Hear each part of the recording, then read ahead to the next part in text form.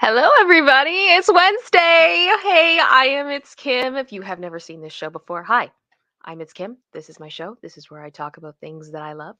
And that usually is pop culture, mental health related, all types of stuff. And this is my live show. And this is usually how it goes. We start with main topics of the day where we talk about things in the public eye that are popular, usually a lot of pop culture stuff. I love Britney Spears, so she comes up quite often. But separate from that, we talk about a lot of things to do with psychology and other stuff. Then we have a halftime where we just talk and I interact with my beautiful community of space angels who are all here. It's so good to see you all. Then we have a fun section at the end of the show, or towards the end of the show, called What the What, where we look at something from around the internet that is crazy, fun, wild, interesting. We all enjoy that together. And I haven't seen it, so I react alongside you. I am so excited to be here. I missed you guys on Monday. It was a holiday and there really wasn't a huge amount of activity. So I figured it would be best for us to wait and all hang out together today.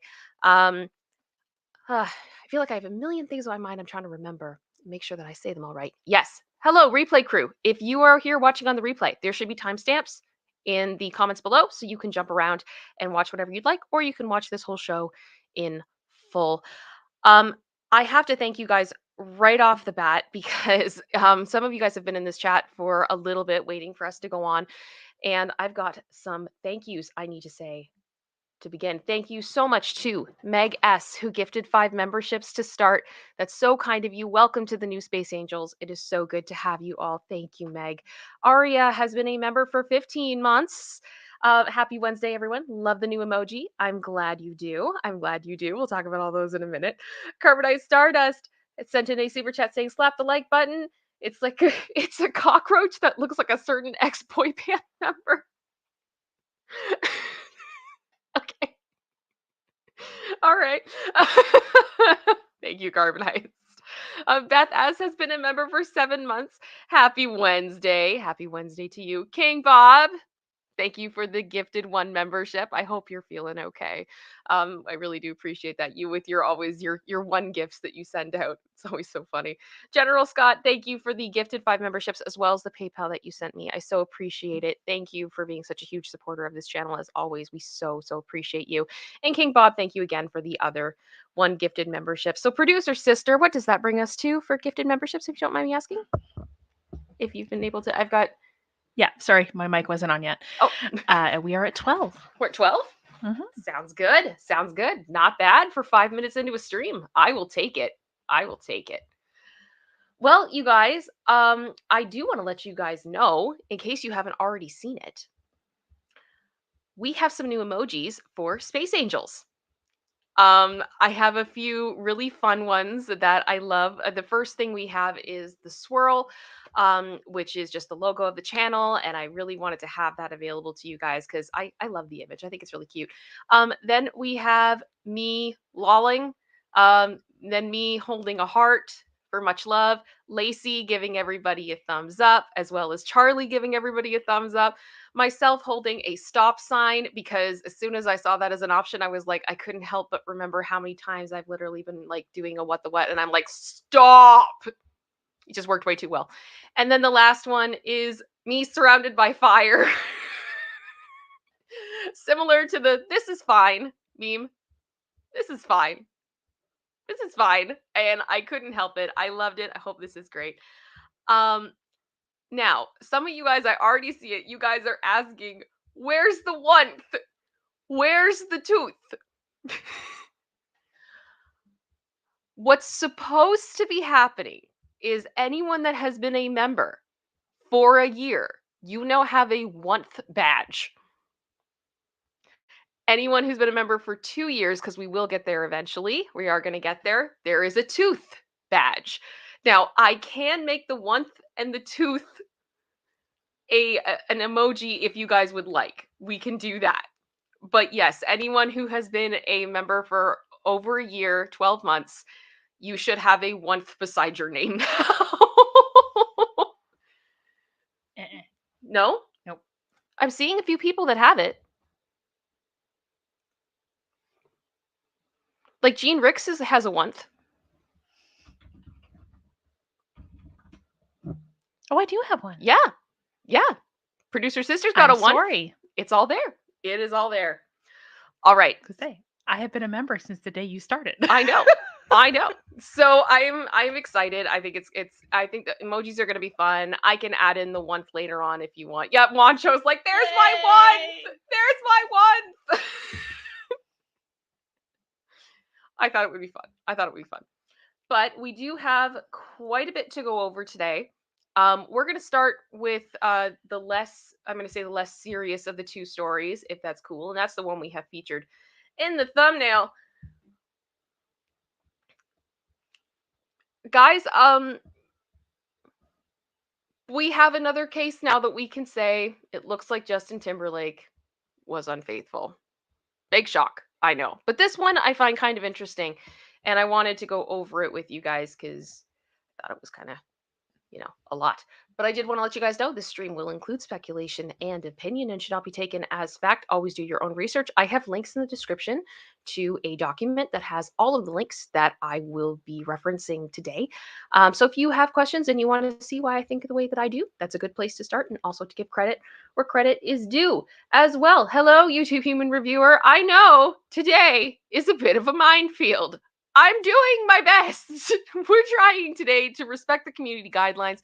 I've gone to great lengths to censor as much as I can, but I do also want to stress with today, we're going to be talking about some stuff that is difficult, but when we talk about things that are controversial, particularly to do with kids, I say this as a survivor because I want to spread awareness and education, because I believe that if things are not challenged, if people are not educated in the realities of what is going on, the only person that benefits, or the only people that benefits, are the monsters.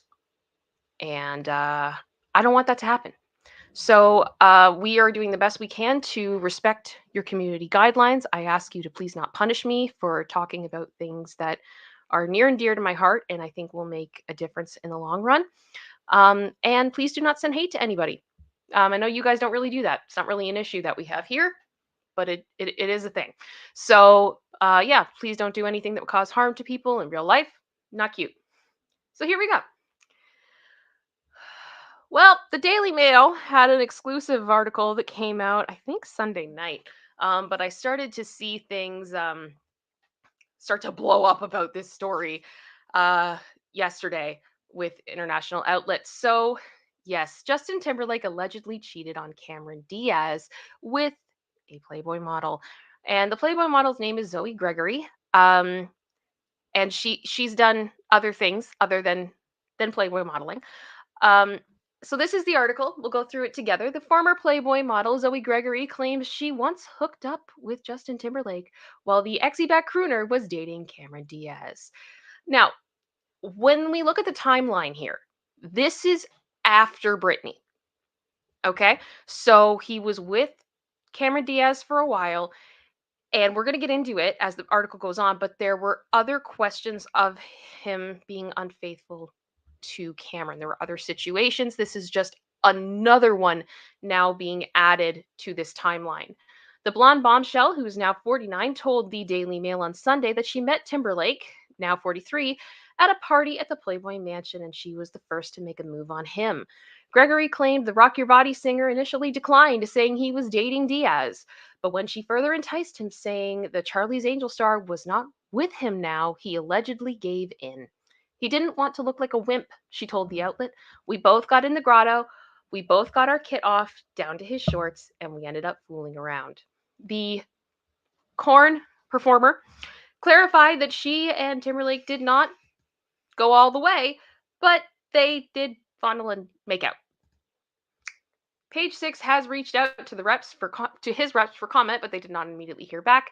Diaz's reps also did not respond. So the article then goes into other situations, and some of these I didn't know about. So this is interesting. Despite his own heartbreak, the "What Goes Around Comes Around" singer, which again, my gosh, the irony, this writes itself. Singer has been caught in more compromising situations. Just a few weeks after his split with Diaz, now 51, in 2007, Timberlake was seen chatting up Jessica Biel at a Golden Globes party, which again, we've talked about this in the past. According to his book, they were still together at this party. Like there were issues, But when we went through his memoir and looked at the timeline, I mean, yeah, it doesn't look good. It doesn't look good, and I'll just say that. So apparently, this infuriated the Something About Mary star. It isn't clear whether there was any crossover between these two relationships. I think there was crossover based on what I've seen, but okay. The Selfish Singer dated the Seventh Heaven alum for some time, but in 2010 he was rumored to have cheated on her with Olivia Munn. He denied the allegations at the time via his rep. Okay, so for Cameron, we've got this model person, then potentially Jessica, then we've got Olivia Munn, that he was with her and cheated on Jessica. And then sources claim the Daily Show alum, now 43, resisted his advances initially, but then gave in to a night of passion at her Park Avenue hotel, and the pair were openly affectionate.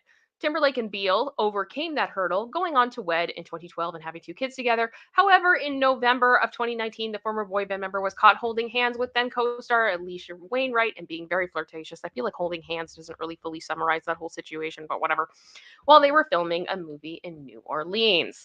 And Timberlake issued an apology shortly after, writing on Instagram, apart a few weeks ago, I displayed a strong lapse in judgment. But let me be clear. Nothing happened between me and my co-star. I drank way too much that night, and I regret my behavior. I should have known better.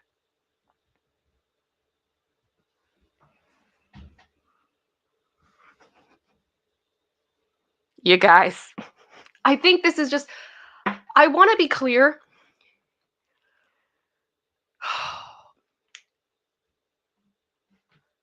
Nobody's perfect. No one is perfect. I have gotten some comments in my streams in the past of people saying, well, Britney cheated on this and Britney cheated with that and yada, yada, yada. And oh, well, this person and this person and this person. And something I really want to clarify here is that I know people say stuff. I don't know if this is true with Justin. We don't.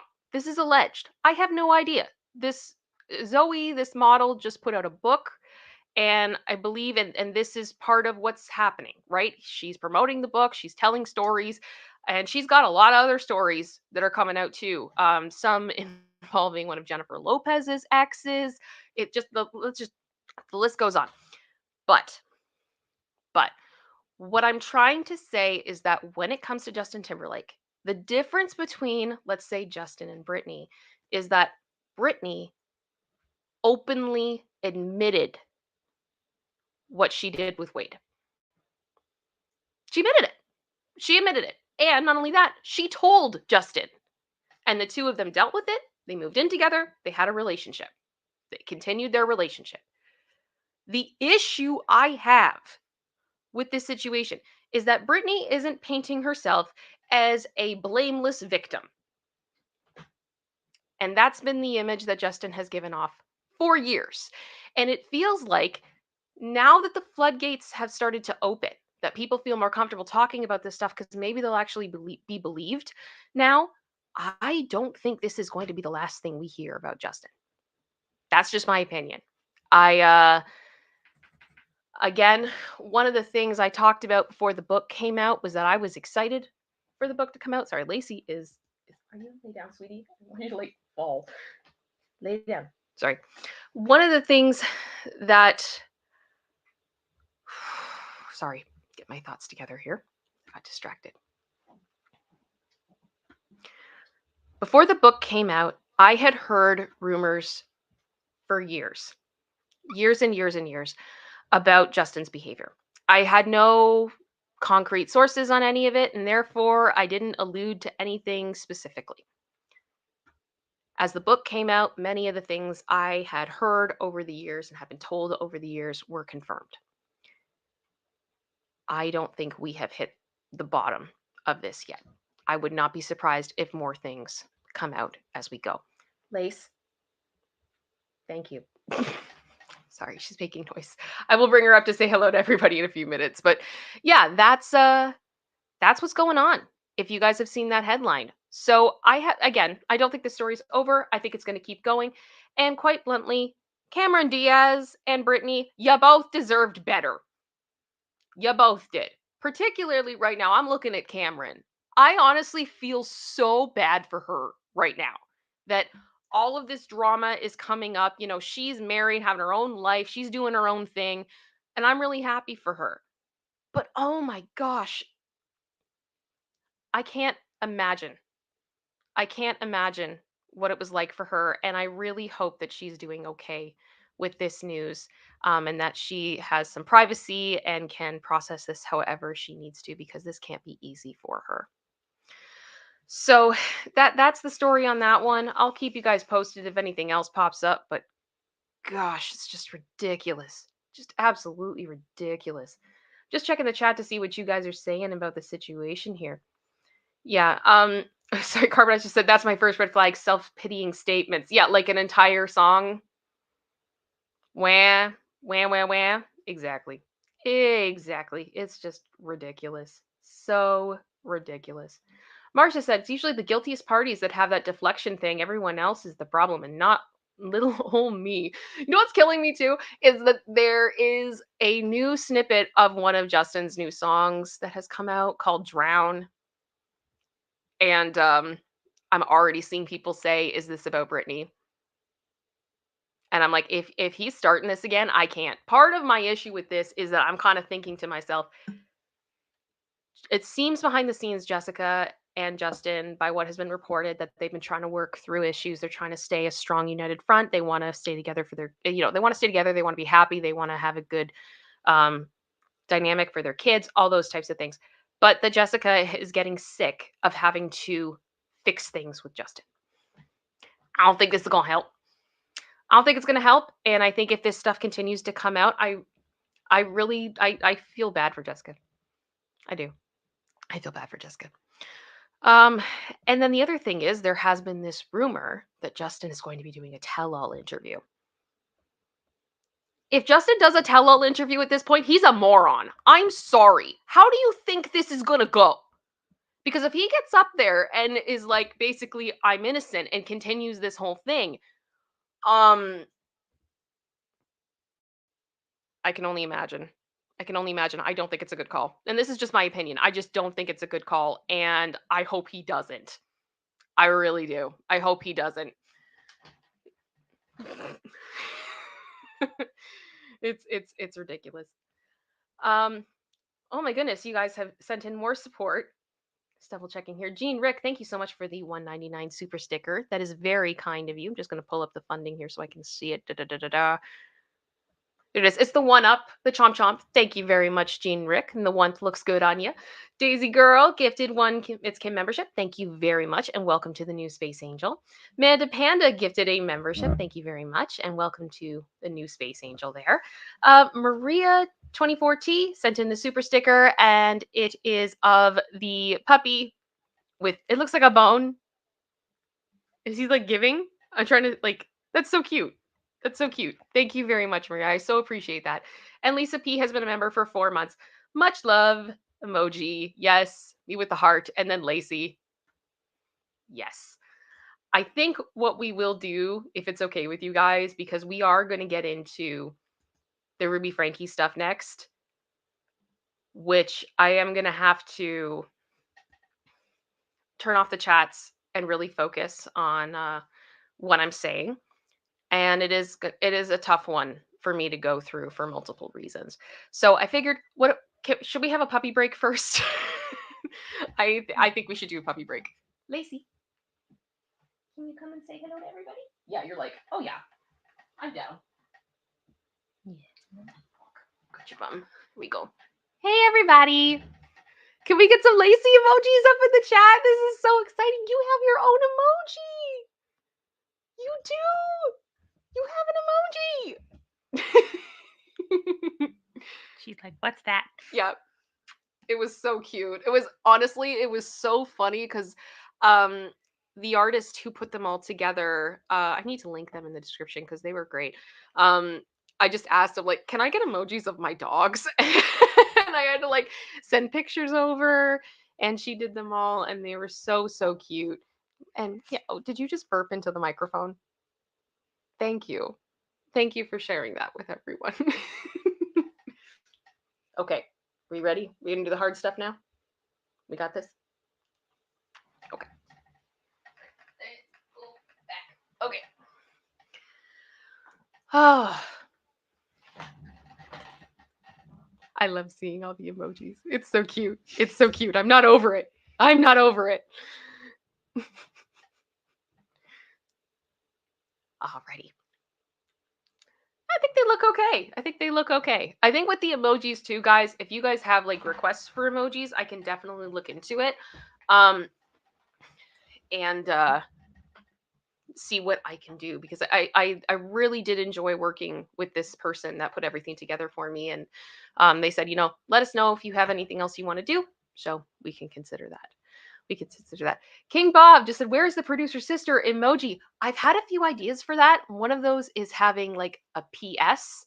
But if you guys have any suggestions about what we can do for producer sister, I'd love to hear them. Producer sister, do you have any ideas or requests for an emoji for yourself? No. Which is exactly why I asked the audience before I asked you. I hadn't even thought about it. No, because she's like, what? Yeah, no, it's fun. So I think it'd be a good time. It'd be a good time. Yeah, we could have a Britney one. We could have a Britney one for sure. Whitney, though. I don't know. Maybe the only other thing I've wondered is if we should have some of the meme ones. Like, does Jennifer Hudson need one at this point? Insufficient funds. You ain't got no money. Ooh. Or does Cardi? Oh my God, what is that? Oh my God, what is that? Or should we just do Elaine?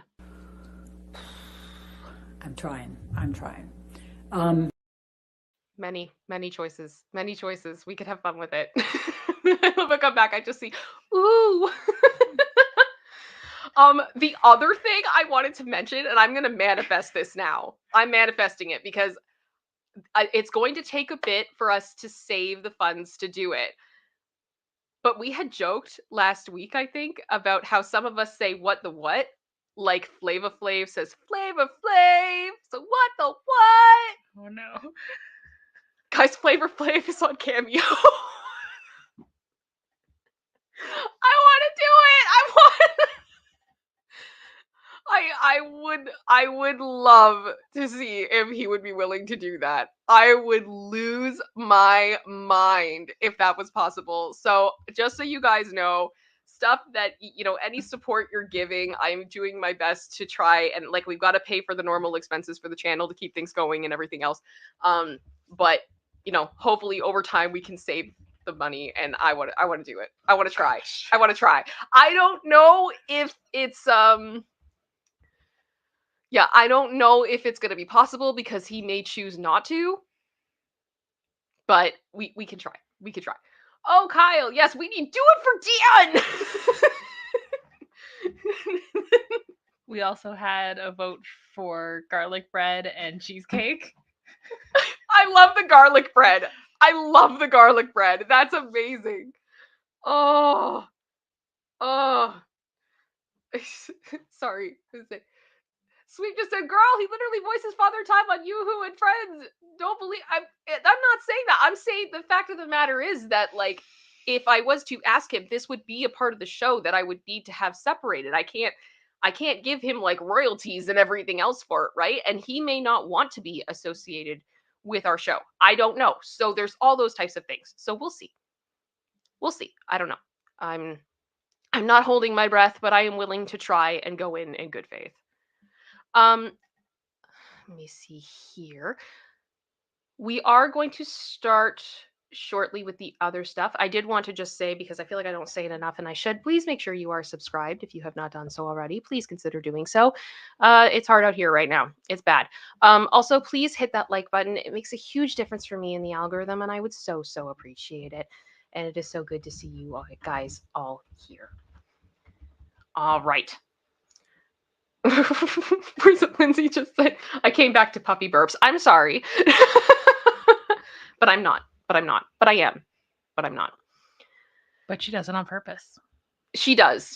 Honestly, that is a thing. When she was a little puppy, at one point, she She burped. It was the first time we heard her burp, which of course was very, very tiny. We laughed. It was the cutest thing ever because she was like 2 pounds at the time. And ever since then, it's like she keeps one in her back pocket. And when she wants to make me laugh, she'll just do it. And she'll look right at me sometimes. Like she'll just walk right up to me and burp, staring at me. And I'm just like, I can't.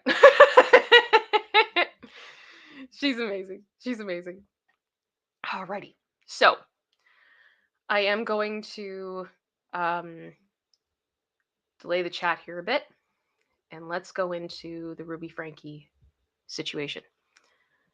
So, number of months ago, I believe it was in August of last year, we started to follow the story that was evolving in the media of Ruby Frankie. This story grew into something that I was not expecting. And I think most of us kind of felt that way. We were surprised at the severity and how disturbing the whole situation became. And it hit me in a different way because, for those of you that do not know, I am a CSA survivor. And so anything to do with kids getting hurt,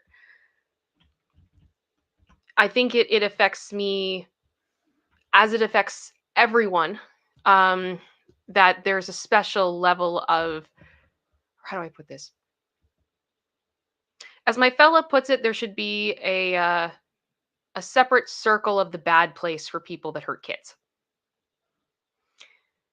The amount of rage I think we feel is different, but it also hurts me on a different level, and it is very triggering for me on many levels. Yesterday, Ruby Frankie and Jody Hildebrandt were sentenced, and they will be spending the next 4 years in prison. Whether they spend more time than that in prison will be up to, I believe, the parole board. But it does look like the state of Utah has a cap, and the longest they would both be able to stay in there would be 30 years. This is for 4 counts of what I'm going to call CA. I am going to be open with you guys and put this out there. One of the things that bothers me the most about cases to do with any type of CA is how we see the justice system carry things out.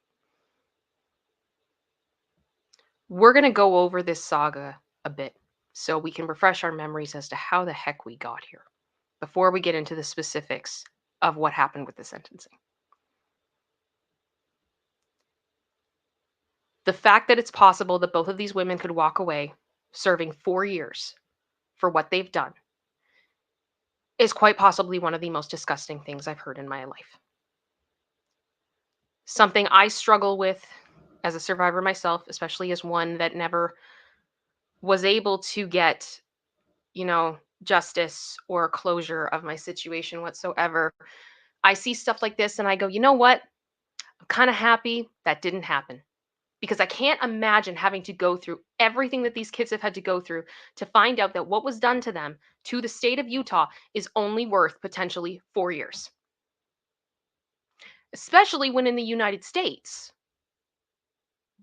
I'm just saying, people get incarcerated for far less for longer. And our system, when it comes to kids, is broken. It is broken. Because I don't know why people are always like, let's protect children. Oh, the children. We have to protect the kids from all the books in the libraries and blah, blah, blah, blah. But when it comes to this stuff, 4 years is what you got? Really? This is where things need to change. This is where things need to change.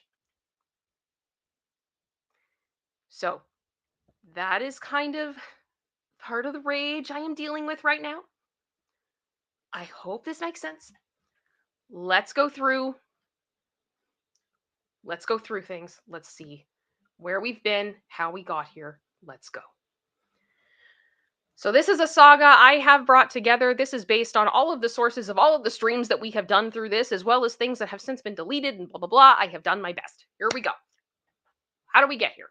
Ruby Frankie ran a family YouTube channel called 8 Passengers, which vlogged her family and promoted her parenting style. There are 6 children in the Frankie household. So this was the channel that had close to, I think, 1.5 million subscribers at one point. It was a big deal. A lot of people tuned in. She would neglect her children, withholding food, beds, and she started to receive criticism for her treatment of her children. CPS was called on them multiple times during this time. I need to stress with you guys, Jodi Hildebrandt has not entered the picture to the best of my knowledge at this point. Okay? This is all Ruby and her husband Kevin. They are at the front of this. All his content is going out. Ruby is vlogging like things in her car. This is, I believe, what this picture is coming from, crying over the kids getting to sing low at school in a parody version. This, I believe this image is actually her crying over apple bottom jeans, boots with the fur. Okay? This conflict led to an estrangement between Ruby and her 2 oldest children, Sherry and Chad. We're going to talk a bit about Sherry today. And I'm going to do my best to keep my emotions in play because Sherry, much love to you, Sherry. Sherry tried to tell the police and CPS for years about what was going on. Ruby and her husband Kevin start struggling in their marriage and seek help from Jodi Hildebrandt, a therapist who had, I believe, previously been working with Chad. And Jodi had been recommended through their church. Okay. I also want to stress, because it is impossible in this situation to separate them from the LDS church. Ruby Frankie and Jodi Hildebrandt do not represent the LDS church. There are things that I think in a lot of faiths that people don't agree with. We all have opinions, all those types of things. Things can be shady and look weird and everything else. But I will not paint every Mormon person based on Ruby and Jodi. And I ask that you don't either. And I ask, as much as I know people have been hurt by the church, and you are, and I have seen stories shared here in this chat of people who have been hurt. And you are more than welcome to share that. You're more than welcome to share that. But please don't judge and, demonize people for this because they didn't do this. I hope that makes sense. We just, let's be nice. So Jodi gets involved. Jodi had a history of malpractice and at one point lost her license temporarily due to her abhorrent treatment of patient Adam Paul Steed. Now, we've talked about Adam Paul Steed a couple of times. Adam Paul Steed shared his story on the Mormon Stories podcast. It was an incredibly emotional episode. It is one that I have not fully been able to get through, and I'm not sure at this time if it's back up, but it was pulled down due to a court order. Because Adam has been trying to tell his story for years and is constantly being censored. He has been through so much prior to his experiences with Jodi Hildebrandt, and he deserves way better than what he's got, in my opinion. Jodi also appears to have a history of misandry, as well as using religion as a weapon against her patients. Jodi's family member, Jessie Hildebrandt. I think I saw King Bob saying, "Oh, what is the tattoo artist?" I just looked over quickly. What is the tattoo artist? That is Jessie. And Jessie was basically put in the care of Jodi by their parents. And Jodi, according to Jessie, treated them horrifically, essentially tortured them. And Jessie has been very, very brave in sharing their story, and has said that a lot of what has happened to Ruby's children mirrors their experience. Ruby and Kevin then separate. Ruby keeps the kids, and Kevin moves out and doesn't see them for a year. All right, so bye, Kevin. Okay. Through this time, it appears that Ruby becomes tied to Jody as they run a group called Moms of Truth through Jody's business connections, which teaches people how to not live in distortion and to live by principles of truth.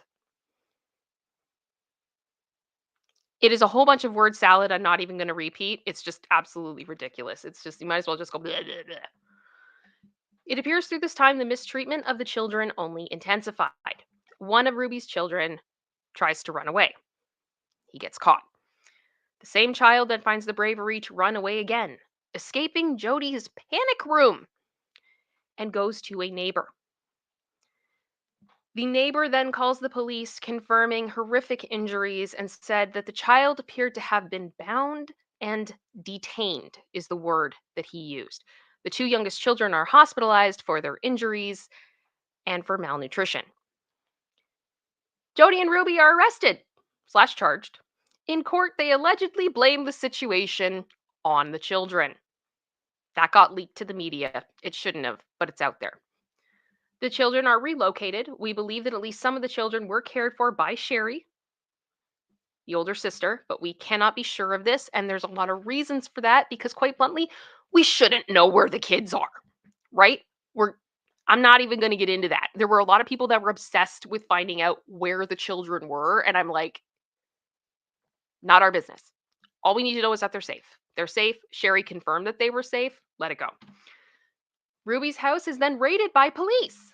Sherry enters the home after with two of her siblings and takes some personal belongings, including clothing, hard drives, tablets, cell phones, cameras, written journals, and passports. Kevin is mad that Sherry went into the house that he hasn't been in for a year, and asks for her to be arrested for burglary. Sherry then returns all the electronics, the passports, and the journals. She was not arrested or charged, and the police told Kevin he had no case for that. There's body cam of that. It's quite funny. Police state it will take longer for Ruby and Jody's hearings to happen because of the copious amounts of evidence they had received. Sherry then shares that she has been suffering from chronic panic attacks following the arrest, but that her faith and mental health treatment have eased her pain. Again, Sherry being this incredibly strong young woman. Sherry is 20. I cannot imagine how difficult this has been for her. And I feel like she's kind of someone that gets a bit forgotten in this story because she absolutely would have experienced some nasty stuff, at the hands of, in her parents' care. But for her to be able to stand up on her own, stand up for her convictions, what she believed in, try to protect her siblings, go against her father that literally wanted her to be arrested. Like, I can't with this. I can't with this. All hail Sherry. Kevin's lawyer then blames everything on Jody. Okay, even though the neglect towards the children seems to predate Ruby's involvement with Jody. All right. Kevin's lawyer states that the family is trying to heal and that he wants his kids back. Kevin then files for divorce. Both Jody and Ruby plead guilty and admit to more unthinkable, monstrous behavior, including, and this is a trigger warning, holding the kids' heads underwater, subjecting them to hard labor outside in the heat for days on end with no foot protection and withholding water, for example. There's tons of other stuff, but we're not going to get into it because it's really, really brutal. Ruby blames everything on Jody. And that takes us to sentencing. So this is all the stuff that has gone on prior to us now being at the hearing. And the press reported on it. Sorry, my phone's going off. What's going on? Okay. So we're in court now. Ruby Frankie is sentenced, and of course she breaks down in tears, and she has to give the most insane Oscars speech I've ever heard in my life. Like, I have never thought to myself so much that courts should have like a music button that they can play you off sometimes. Like, this is what this was. So instead of listening to her bawl her eyes out and be like the entire time through this statement, I have it. We're going to read it through later. But she did say, I am humbled and willing to serve a prison sentence for as long as I need. I am committed to unlearning my toxic behavior. Then Jodi Hildebrandt gave a statement, which we will also read. But my favorite part of that whole thing is she said, I sincerely loved these children. One of the reasons I didn't go to trial is because I didn't want them to relive this. And I bet the other reason you didn't go to trial, or the other reasons, is because of everything that you would rather people not know. Not to mention, if they did a full trial, can you imagine how many people would potentially come forward as character witnesses? This would be insane. It would be a three-ring circus. I don't believe for a second that Jodi did not go to trial because of the children. I believe Jodi did not go to trial because she is terrified of the world seeing everything she's done. And I kind of wish she had. But I guess the silver lining is that the kids don't have to go through a trial, which I do think is good, because it would be horrible to have those kids testify and go over this. Just awful, awful, awful. But what you gonna do? What you gonna do? So, Ruby's statement. Here we go. I would like to make a statement without any intent to change my stipulated sentence. For the past 4 years, I've chosen to follow counseling guidance that has led me into a dark delusion. My distorted. Just the fact that she used that word.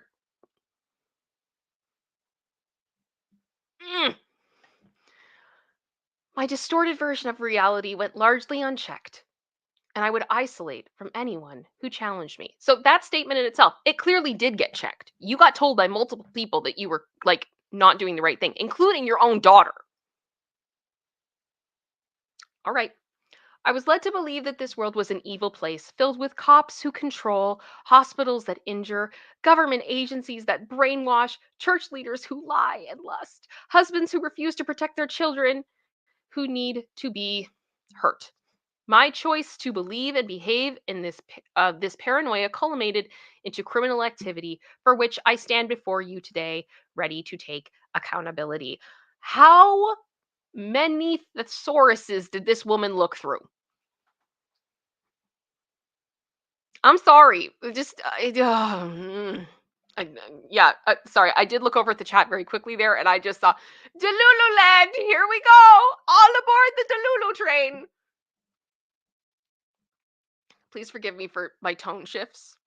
When things get really uncomfortable for me, I make jokes. It's not a sign that I'm not taking this seriously. It's a sign that I'm attempting to keep my sanity. Jodi Hildebrandt was never my business partner, nor was I ever employed by her. I have never received wages from her or connections. Okay. I have not seen if there is a contract. I have heard many stories over the years of people saying that so-and-so has a contract with so-and-so, or they're in business with so-and-so, and it's not true. I don't know what their arrangement was. But what I do find very interesting is that the state constantly said that Ruby was a business partner of Jodi, and I don't think they would say that without having evidence.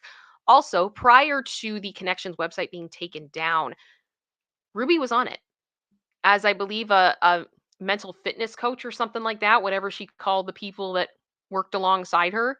And let's not, pretend here that Jodi just picked Ruby to be a face within her company for funsies. Jody understood the power that Ruby brought, in my opinion, and used it to her advantage. Ruby was complicit in that, in my opinion. Jody was employed as my son's counselor in 2019, and in 2020, I paid for her to be my mentor. So were you paying Jody this entire time? You didn't have a channel running, right? You shut down 8 passengers. So how were you making money? And how did you have enough money to then pay Jody while also supporting, at that time, I'd say 4 kids? I have questions. That's all I'm saying. All right. It is important to me to demonstrate my remorse and regret without blame. I take full responsibility for my choices, and it is my preference that I serve a prison sentence. Well, since it's your preference, I mean, we can make that happen. The fact that anybody in court is like, this is my preference of what I'd like them to do when I'm potentially facing 60 years in prison. Nobody cares about your preferences, Ruby. Nobody cares. Nobody cares. Oh. Now she starts the Oscar thank you portion. Thank you to the officers of Santa Clara and the Ivan City Police. All of these people, and I'm not saying all their names, that this is insane to me. You are the angels who came and saved my children. I especially want to thank Detective Jessica Biel. She plucked me out of a situation I didn't know how to get out of, and the moment she handcuffed me was the moment I gained my freedom. You were not the controlling ones. I was. No one thought they were the controlling ones, Ruby. That was you and you alone. And the moment she handcuffed me was the moment I gained my freedom is quite possibly one of the most ridiculous sentences I've ever heard in my life. I honestly, I just sat here. I was listening to the audio when this was happening live. I just, my mouth just dropped and I was like, I can't. Like, I'm done. I got nothing. What do you even say? She then continued, thank you to the medical staff at Intermountain Hospital. Your skill, tenderness, and professionalism helped to heal my children from everything that I inflicted on them. I don't think they want your thank you. I really don't. That's just my opinion. I don't know these people, in all fairness. I don't know the medical staff at this hospital, but I'm pretty sure they probably would have some feelings based on the reports that we've read about how the children were. Okay. Jody and I inflicted the injuries, not the hospital. As if did any of us think that the hospital was inflicting it on the kids? Like,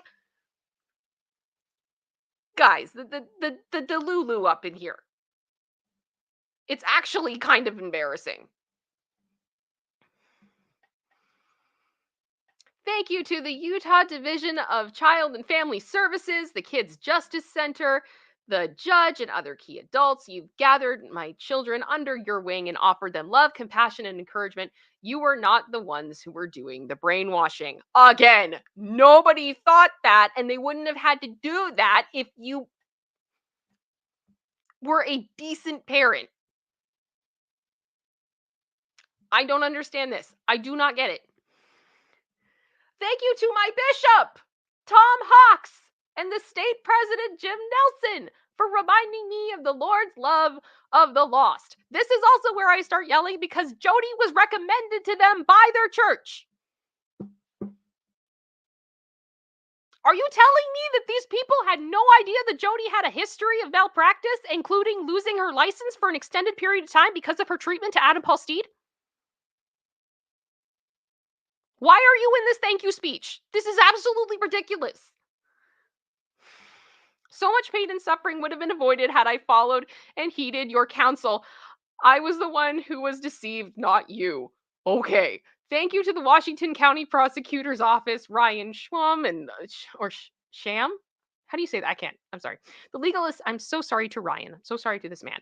The legal assistants and discovery clerks, Washington County Attorney Aaron Clark. I mean, honestly, I feel like we should have a dinner party with all these people that are listed here, and just everybody should just get unlimited drinks because this is just ridiculous.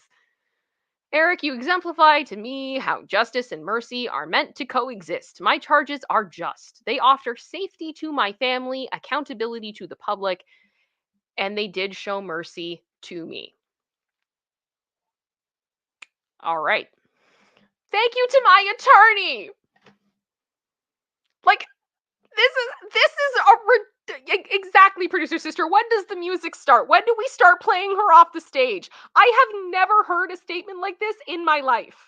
And I know that I'm pretty new to following any type of true crime stuff, but this is just a whole level of bonkers I was not expecting. Okay? Yeah, thank you to my attorney and his staff. I would not be where I am today without them. I'm not even going to touch that line. Thank you to Randy Kessner, who is Kevin's lawyer, for your limitless energy in healing my family. Okay, my dear friends, Pam. Remember Pam? Remember Pam? Pam's here. Hi, Pam. Welcome to the speech. Pam and Roy, I'm so sorry for letting you down. Because of your association with me, your innocence was called into question. Understandably. My mother-in-law, father-in-law, Kevin's family, my cousins, aunts, uncles, nieces, nephews, and neighbors. You all saw the warning signs long before I did, and you did what you could. You wanted to help me, but I pushed you away.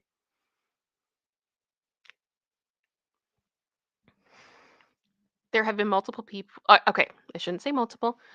I have read an interview from someone in Kevin's family with the last name Frankie that has basically said she should be incarcerated for the rest of her life. They don't want to see her again, okay? So I can only imagine how they feel about this statement. My mother and father. Oh, yeah, we're still going, guys. We're not done. My mother and father, I've been utterly wretched to you. You have offered me unconditional love, and for that I have offered you unconditional contempt. My siblings and their spouses, because of my decision. Okay, I want to specify this before we get into this part because I've heard a lot of people being like, this is such a strange metaphor. What she's going to reference here is the prodigal son parable from the Bible. It's all in reference to that. Because of my decision to roll around in a pigsty, I've drug your families through the mud in public. Yet when I decided to return as a prodigal sister, unlike the prodigal's brother in the Bible, you synced step with my parents and ran out to greet me. Your capacity to love is unprecedented and far more than you deserve, quite bluntly. Kevin, gosh, my husband of more than 23 years, you are the love of my life. I'm so sorry to leave you to finish what we both started together. The ending of our marriage is a tragedy, and you are wrapped around my heart in a knot I'll never be able to undo. That noise was not me. Oh gosh. Yeah. And here we go. Hold on to your armrests here if you got them. To my babies, my 6 little chicks. You are a part of me. I was the mama duck who was consistently waddling you to safety. Really? Why you would even mention that concept to me, like to the court, is absolutely mind-boggling. I can see now that over the past 4 years, I was in a deep undercurrent that led us to danger. I would never have led you into darkness knowingly.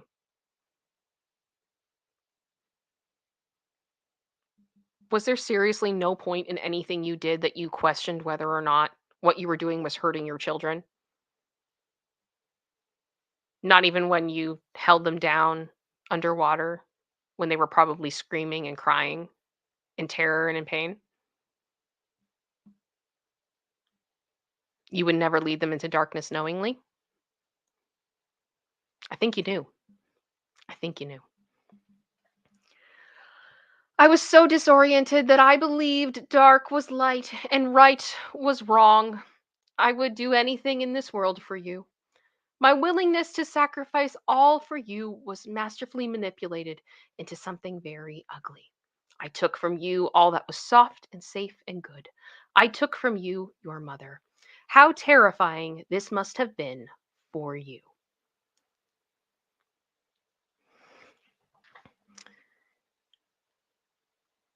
Natalie, the lawyer chick, and shout out to her because she's awesome. She made a quick rant on her channel, I believe yesterday. And she called out that she just said, like, Ruby is just manipulating everybody at this point. This is ridiculous. But she also said that for children, mothers are their first God because they are so connected. They are birthed from them. They are dependent on them for food for the first, portion of their life for sure. All those things. Um, Katie is like, where's Kim's red light rant? Not happening because it makes it hard for me to read.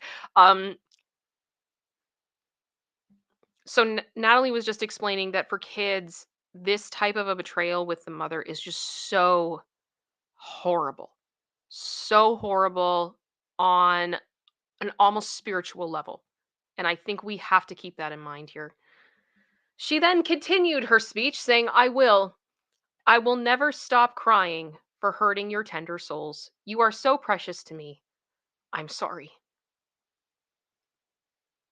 My choice to live in fear of the world has created a great vulnerability and a blind spot for me where I have broken hearts and I've caused people to suffer and I have betrayed sacred trust. Watching my community respond to my charges with justice and mercy and grace and love is all more evidence to me of how wrong I've been. This world is full of really good people. Flattery will get you everywhere, Ruby, but I don't think it's going to get you out of prison.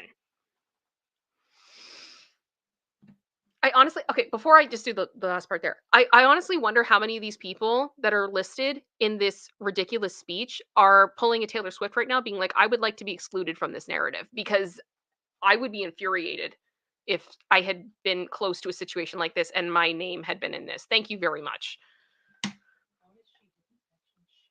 Yeah, she did not mention Sherry by name. And finally, I'm sorry for twisting God's word and distorting his doctrines. Again, distorting. Stop it. Stop using that word.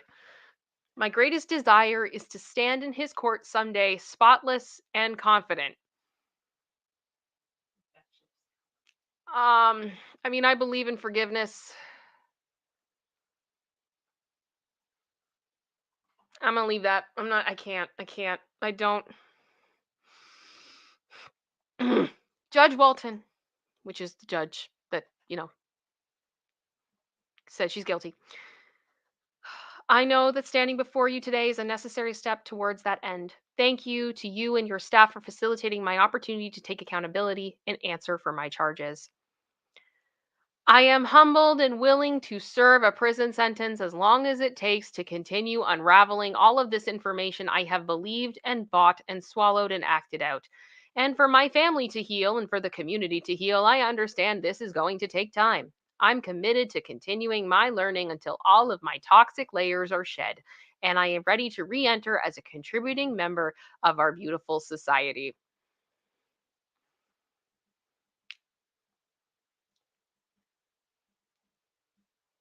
Um.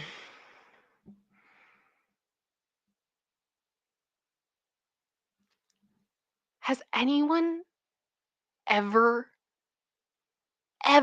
heard a statement like this read in court? This is up there with me with like the craziness levels of Elaine obsessing about the muffins in the Johnny Depp trial. I can't like this is to me this is again on the level of Daryl Brooks building a fort out of bankers boxes around him in the courtroom. What even happened here? I don't know why the lawyer even allowed this. But all right. Then we have Jody's statement. I'd like to let you guys know it is nowhere near as long as Ruby's, but it is equally as infuriating. So again, hold on. Hold, hold on to the armrests. Here we go. Jody's words. I sincerely love these children. I immediately have the scene from The Princess Bride coming in my head of, you keep using that word. I don't think you know what that word means.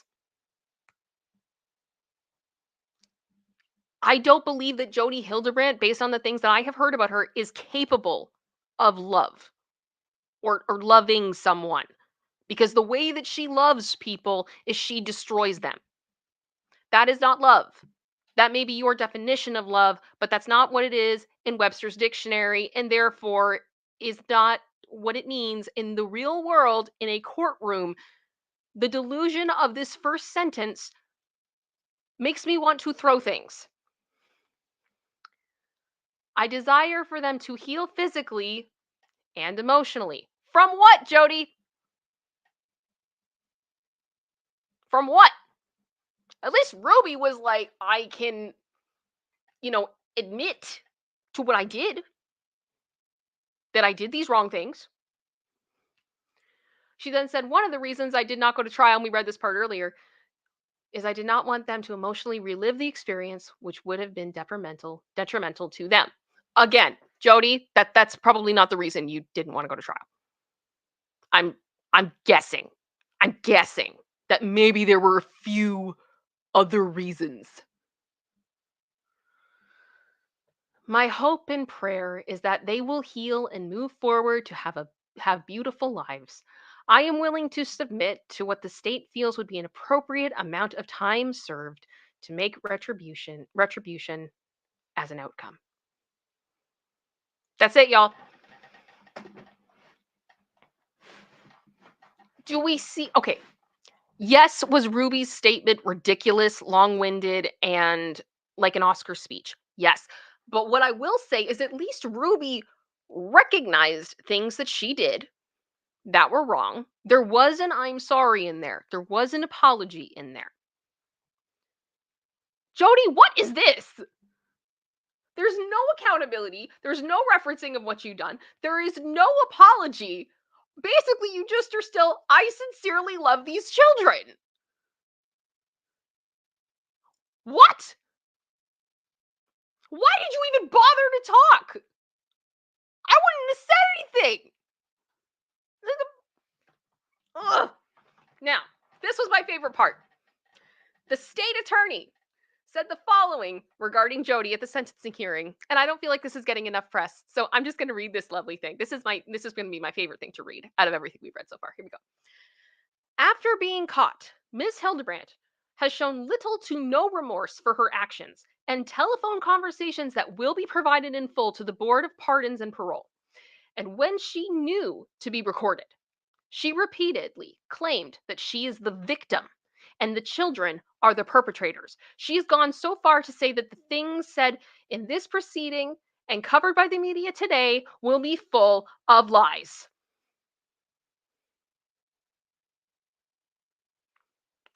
That doesn't surprise me, but I'm so glad they have that on tape. I can't.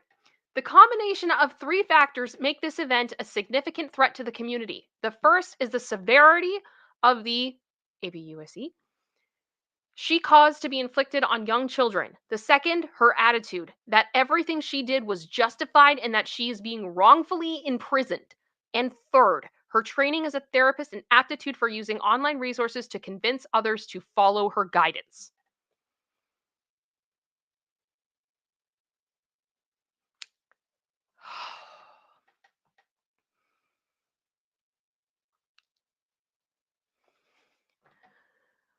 I want to say something right here, and I know that this may be a hot take. I in no way am saying that Ruby should not be punished to the fullest extent of the law. But when we look at incarceration, a lot of the time, people are incarcerated because they are a danger to society and to the community. Ruby has a level of infamy now. I don't think she's ever going to be able to have a YouTube channel again to influence people. I think any child she would have in the future would likely be taken away by family services. She could change her name, but all of that would still follow her. I think it's going to be difficult for her, even if she does get out of prison, to have the level of influence that she once had. Then we look at Jodi.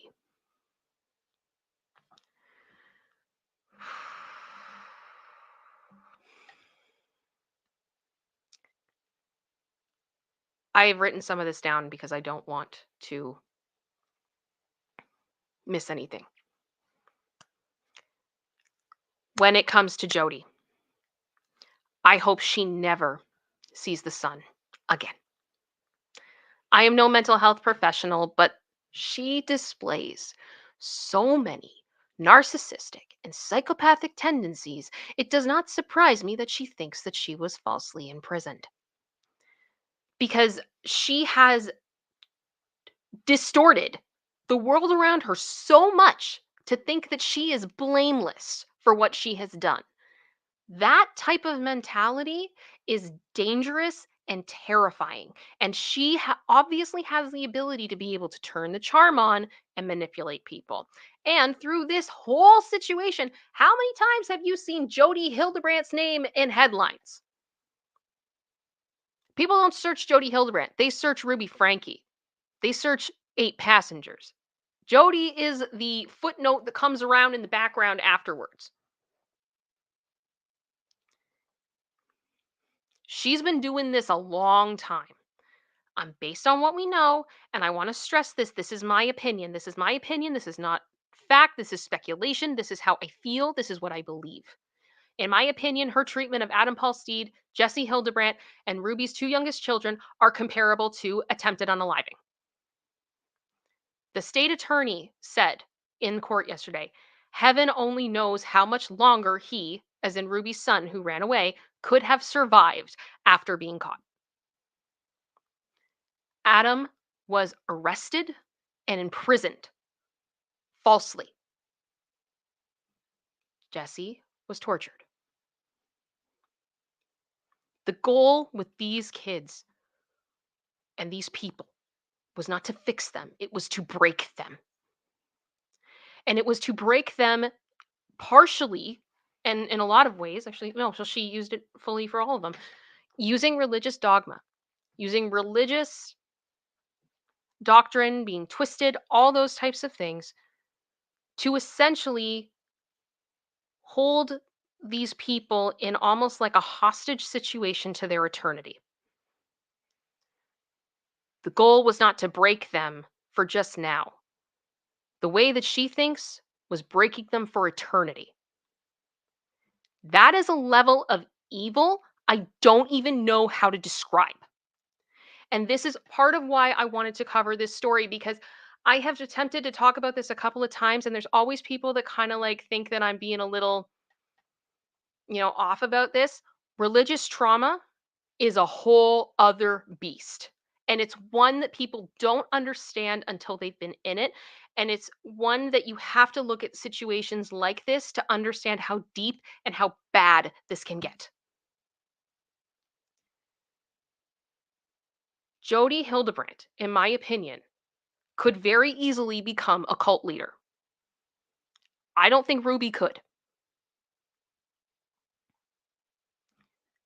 Jodi Hildebrandt potentially being released is terrifying to me. And it should be terrifying to everyone. Because this is a level of demented I have seen in very few individuals in my life.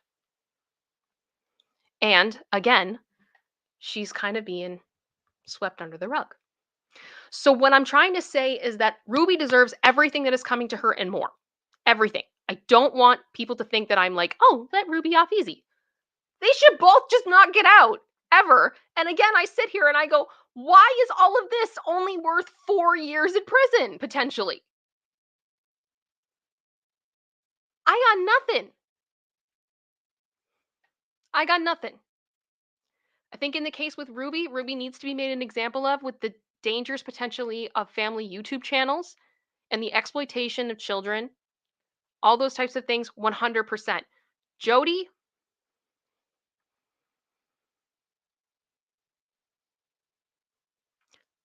I can only hope that Jodi's true judgment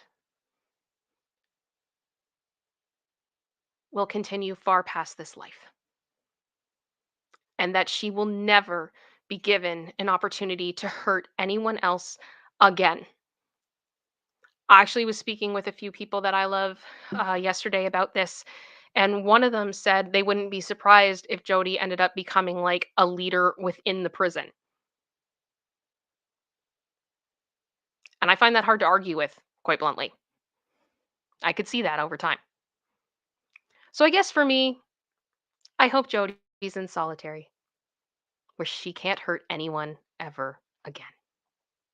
That's my opinion. There's my rant on that. However, there have been other statements. Adam Paul Steed made a statement this morning on Instagram. And I'm not going to lie to you guys, I got very emotional when I saw it. That was part of why this show needed another 10 minutes or so. I'm sorry to keep you guys waiting, but I had to recollect myself.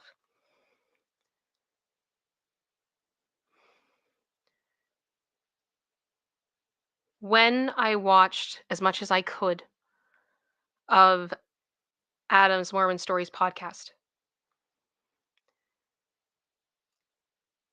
for those of you that don't know, Adam was a whistleblower of the Mormon Church and the Boy Scouts for the monsters that they protected.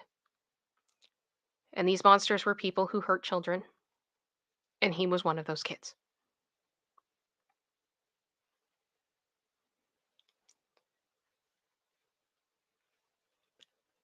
There was a pain in that man's eye, in those eyes. I looked at them through like the camera, through the video. Pierced my soul because I know what that looks like. Separate from Jodi, what this man has been through is unthinkable. And I know for him, this is hopefully a turning point for him.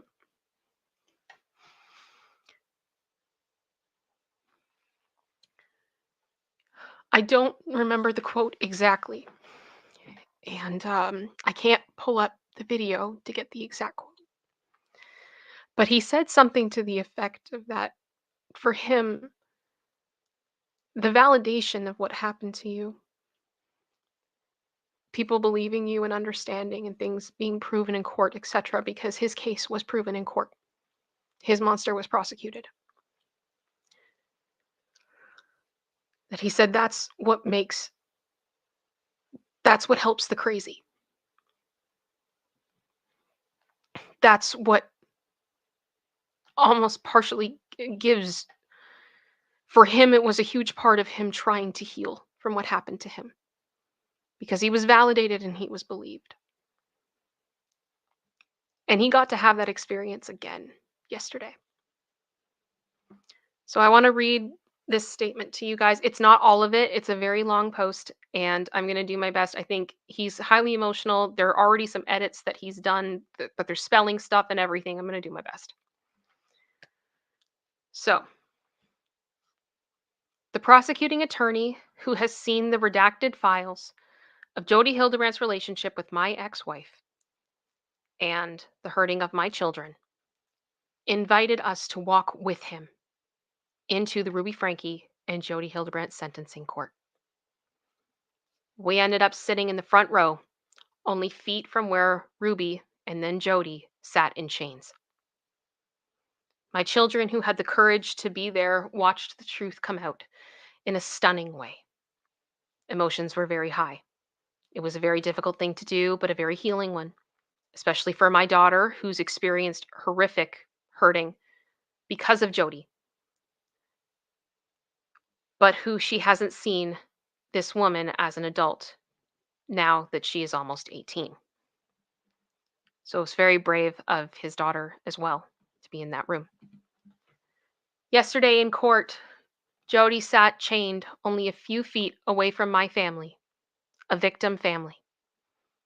One of the last times I saw Jodi, I was chained, while Jodi sat with my ex-wife and followers and systematically used my falsely created incarceration as a mascot to bring more followers into her group. The Utah County 4th District Court had a racket going on with Jodi Hildebrandt that has destroyed so many families. My family needs to heal. The Utah County 4th District Court recently ordered that my family cannot talk about any of this. They said that it was to protect my children who don't know anything about the past. Most of my almost adult children strongly disagree with the court's assertions about them. I think it's just a big cover-up that protects the court and stops victims' families from healing. They tried to destroy my family and to take away our happiness, but they have failed. And the kids sat in the front at a very emotional time.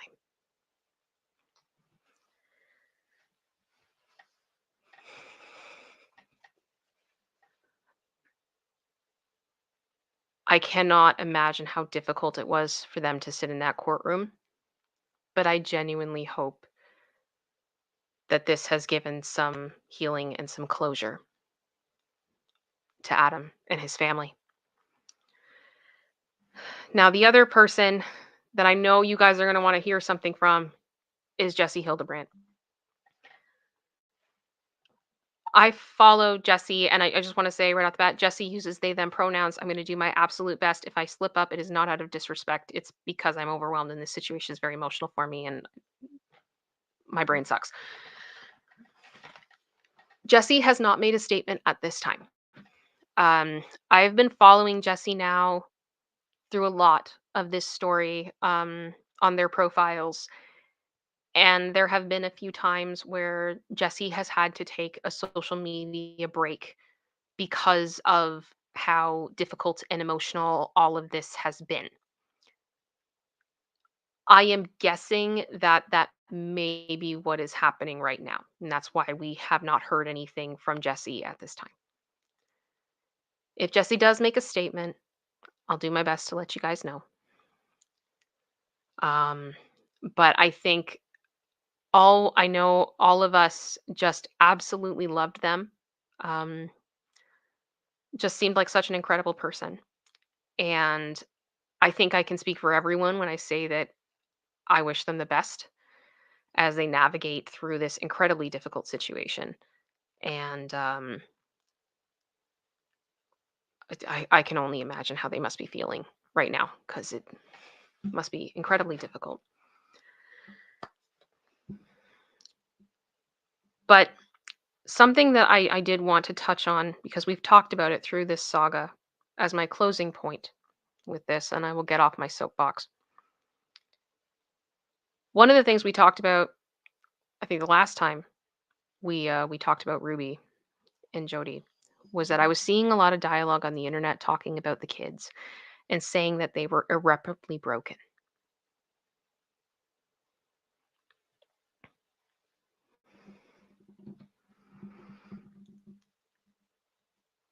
These are photos of Sherry, Jessie, and Adam. People that have all experienced different kinds of hurt and incredibly difficult journeys to get to this day. They are not broken. They are incredibly strong people. And there is a reason that I have not put Jody's face in my visuals today. Put Ruby's face because I know it's recognized. And I needed to do something. But I would much rather have these individuals on my screen than Jody Hildebrandt. I hope that there is healing for everybody here, and I hope all three of these individuals in particular feel validated today. That for years, when Sherry was calling CPS and asking for people to give her information about Moms of Truth and connections because she was trying to take care of her siblings, as a young woman estranged from her family, I wonder how she felt in that courtroom. Jessie, who has been so brave and has gone to multiple publications and shared their story, their pain. And Adam, who has fought battles his whole life for justice and to protect other people. These people are incredible. And this is what makes me so emotional. I would have the kids up on screen as well, but I'm not going to do that because they're underage. And I hate how much their names have been said, their faces have been put out there, because I know this is going to follow them and I don't want to add to that. They didn't choose it.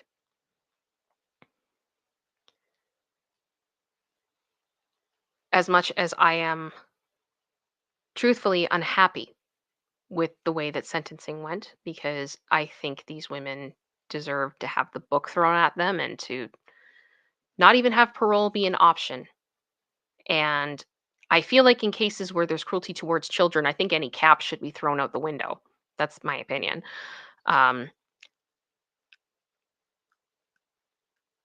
These are the people for me that I think will stick with me the most as we basically wrap up coverage on this story. People that have been through incredibly difficult things, got back up, fought for what was right, and have just shown so much bravery. So I'm going to end it with them, and I wish the best for all of these incredible people. And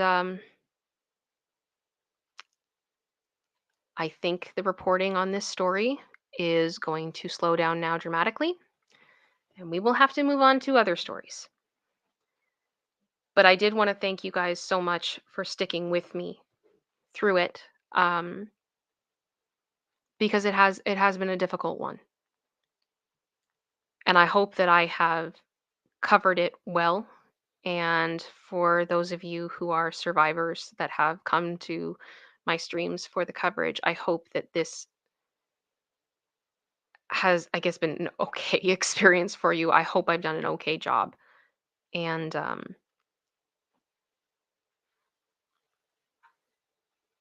I don't really know how to end it because the whole situation was so sad. It was so sad. I never thought that it would come to this place, but it has. But I can tell you, I will be keeping my eye open for Jody, because I think she's not well enough known in the media that she could try to do something like this again. And I'm not letting that happen. Not on my watch. She's hurt enough people. And with that, we're at halftime.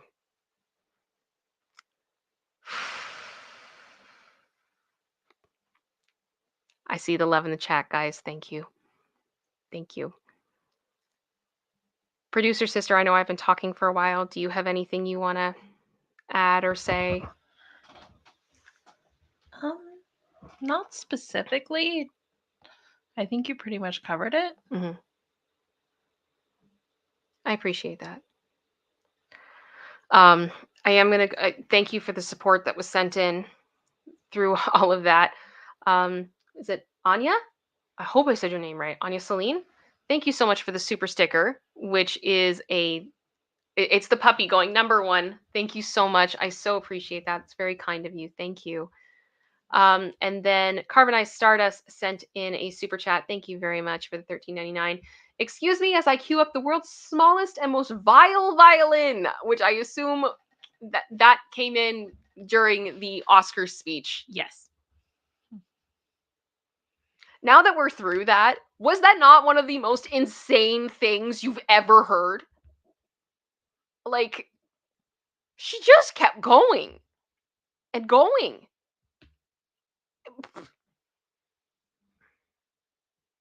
It was so hard to listen to. And if you could imagine listening to that with her like crying through it, I was like, I can't do this. I can't do this. I needed breaks. Also, Ray, thank you so much for just gifting 5 memberships. I so appreciate that. That is amazing. And what does that bring us to, producer sister, if you don't mind me asking? 19. 19? Awesome. Thank you guys so much for the 19 new Space Angels. Very much appreciated. Much love to all of you. Sorry, I just saw Daisy Girl. And the award doesn't go to... That about sums it up. Your award is prison. Have fun. Oh my gosh. Ridiculous.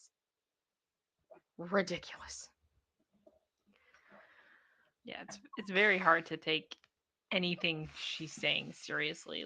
Just your actions and your words don't fit. To me, it's just the ridiculousness of the whole, the moment that the handcuffs were put on me, like I had my freedom. I'm just like, oh, gag me, gag me, gag me. I can't. Like, I don't understand how do you think people are going to respond to that, Ruby? How do you think people are going to take that? I can't. General Scott, thank you so much for the gifted membership. You have been so generous today. Thank you so much, sir. Much love to you. Oh, gosh. Just bonkers. Oh, King Bob, it's 20. That's even. It's fine, King Bob. It's fine. It's fine. It's allowed to be even. It's allowed to be even. I'm sorry. You guys are too funny. Oh, all right. I feel like I need like a minute to breathe. I'd bring Lacey up, but she's asleep. Oh, are you not asleep? Nope. She's awake. You're awake? Do you want to come back and say hello to everybody again? You got a bit of bed face on one side. Oh, she's like, yeah, I'm here. You want to come back up? Okay. Oof.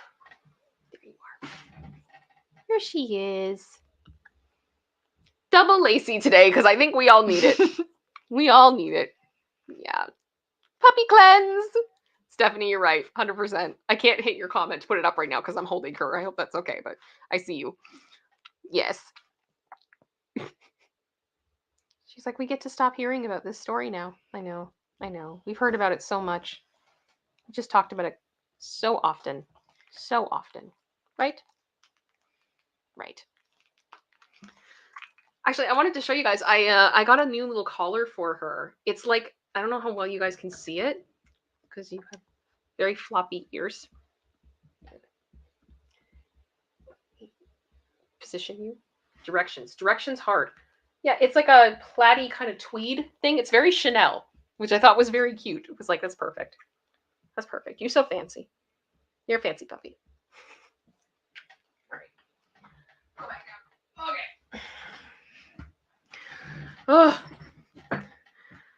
Oh, okay. I missed some stuff. Yes, you did. All right. Meg, thank you so much for the super chat. You said you're doing great. Hugs to you and producer sister. Well, thank you very much, and hugs right back to you. Very much appreciate that. Carbonized gifted 1 membership. Thank you very much. Carbonized Stardust. I appreciate that. Jackie Swan gifted 5 memberships. Thank you very much, Jackie. Are you okay? What's wrong there? Do you need to go out?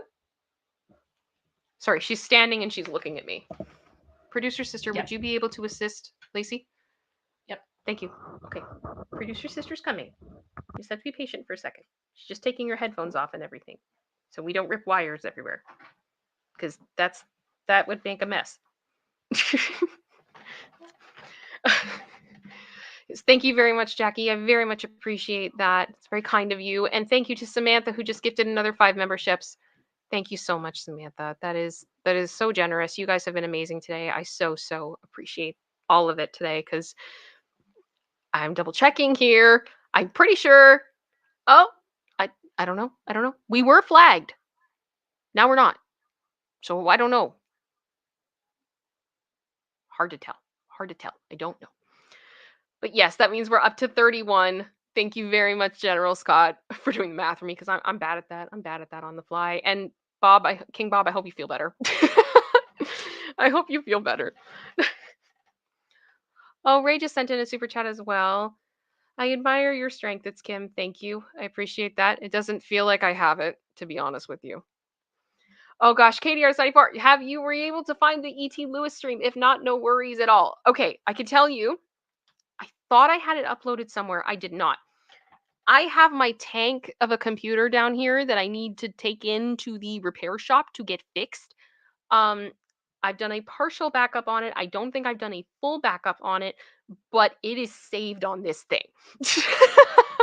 I do have it. I have the original, all of it. So, as soon as I'm able to get all of that figured out, we will go from there. And quite bluntly, I've been feeling a bit more motivated to look at that computer because I you guys have kind of been bringing up gaming a lot, which has surprised me. And I think it could be fun to integrate that just on like a fun level, like a casual level. It wouldn't mean any of this content would change. It would all stay the same, but just to have other content to show for everybody and to have fun with.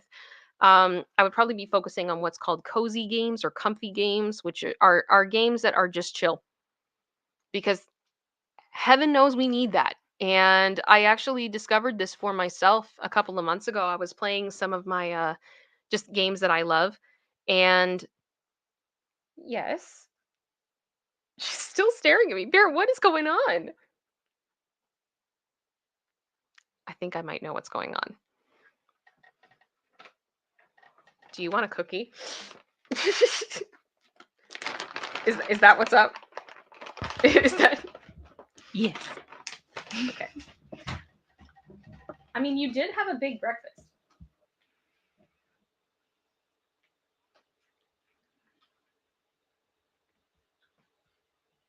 Can I get a paw?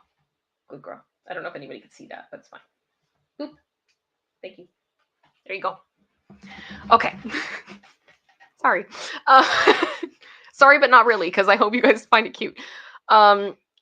I discovered when I played any games that had any type of intensity. So, like if I was on a time limit or if I was fighting something, I just figured out what she's looking at. Lacey loves balls. Lacey loves little tennis balls. This is a thing. And I had a little tennis ball on my desk. Is that what's up? Because I put it there yesterday. 'Cause Yep. Sam found it. Yeah, because Sam found it. Okay. Bear, are you okay? Producer sister, I don't know what she wants.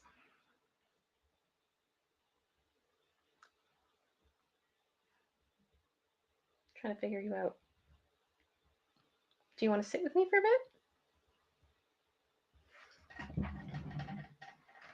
If not, if my fella's watching, if you want to come and take her for a bit and see if you can figure out what's going on. Not sure what's going on. She may be worried about me. She genuinely might be. That could very well be it. I think that's what it is. Really? Yeah. I'm okay. I've noticed any type of gaming that I play where there's any type of intensity or anything like that, I start to get really stressed. And if I'm supposed to be trying to relax when I play games, that wasn't working. So I needed to find things that were like ultra low pressure and were basically almost sandbox style that I could do whatever I wanted. And there was no like, if you don't complete this by this time, like you've missed the achievement. So I have a lot of fun with that. So I think that that could be a really fun thing for us to do. And I'd love to even find like there's some games that are on multiple platforms and that have multiplayer options. And I was like, wouldn't it be funny if we could like set up like our own like little server where people could like jump on? We could create stuff that would be weird. I don't know. I would love to see what we can do. I'm gonna investigate a few things, but get that all going. Yeah, sorry, Soki. The side eye that dogs make when where we see the white in the eyes gets me every time. It's so adorable. Oh yeah, she has quite the side eye as well. Yes. She does. She does. Yeah, Lindsay P. Animal Crossing! Soki, Animal Crossing!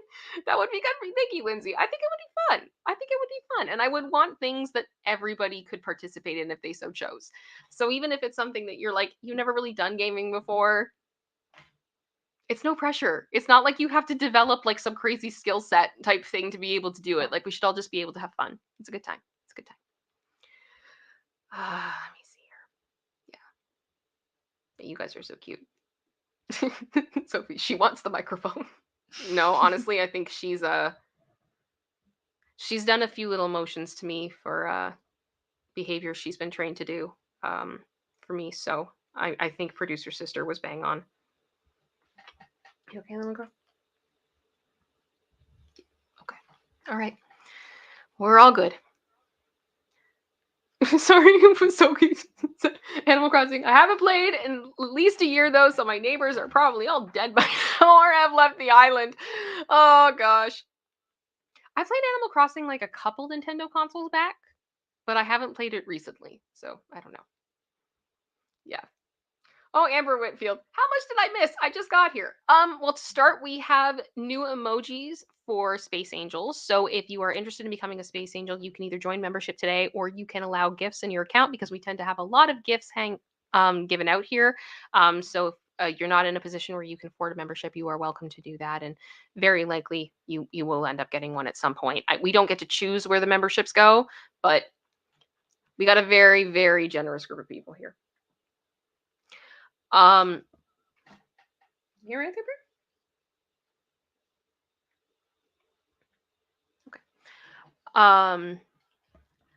Okay. And then we talked about Justin Timberlake, and there's been a new cheating scandal that he's been involved in now that has come out that he cheated on Cameron Diaz again at one point. And then we talked about the sentencing of Ruby Frankie and Jody Hildebrandt, and I went off on quite a speech about that. It was very interesting. It was very interesting. Oh gosh, General Scott, I'm eating a bag of mixed nuts and my dog is staring at me like, if you don't give me some, I'm gonna cut you.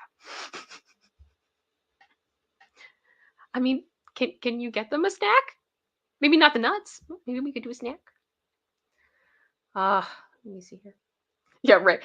Amber, you just missed a lot of aggravation. Thank you, Ray. that statement was infuriating. It was infuriating.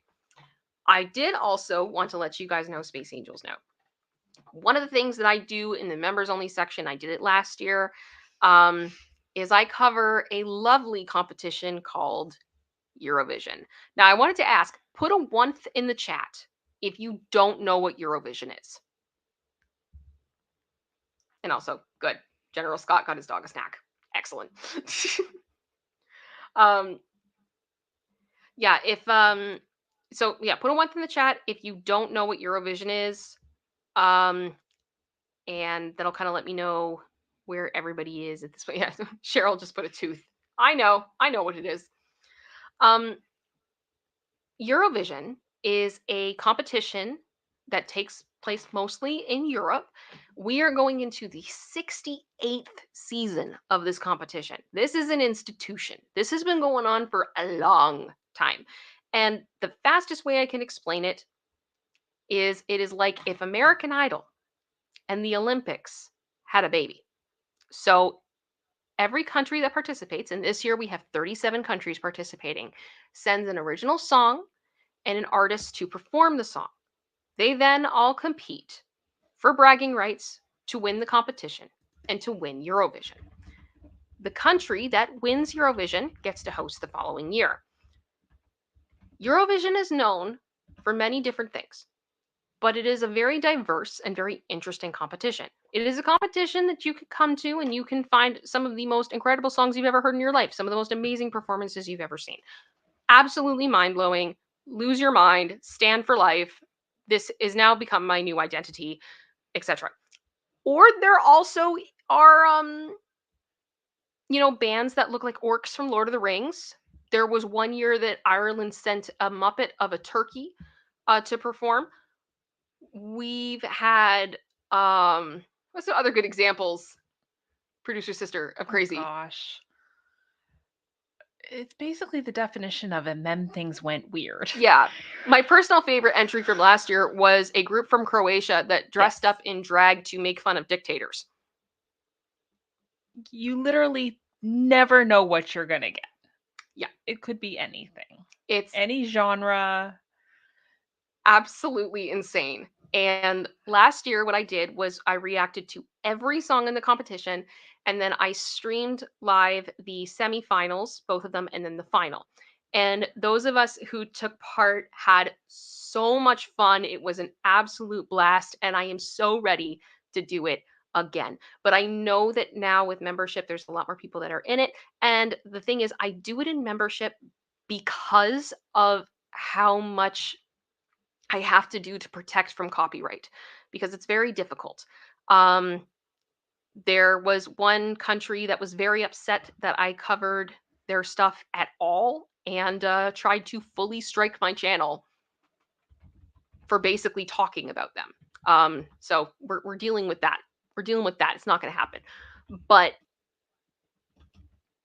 I like to do this in that arena because it gives me more protection for the channel. That's the only reason it isn't public.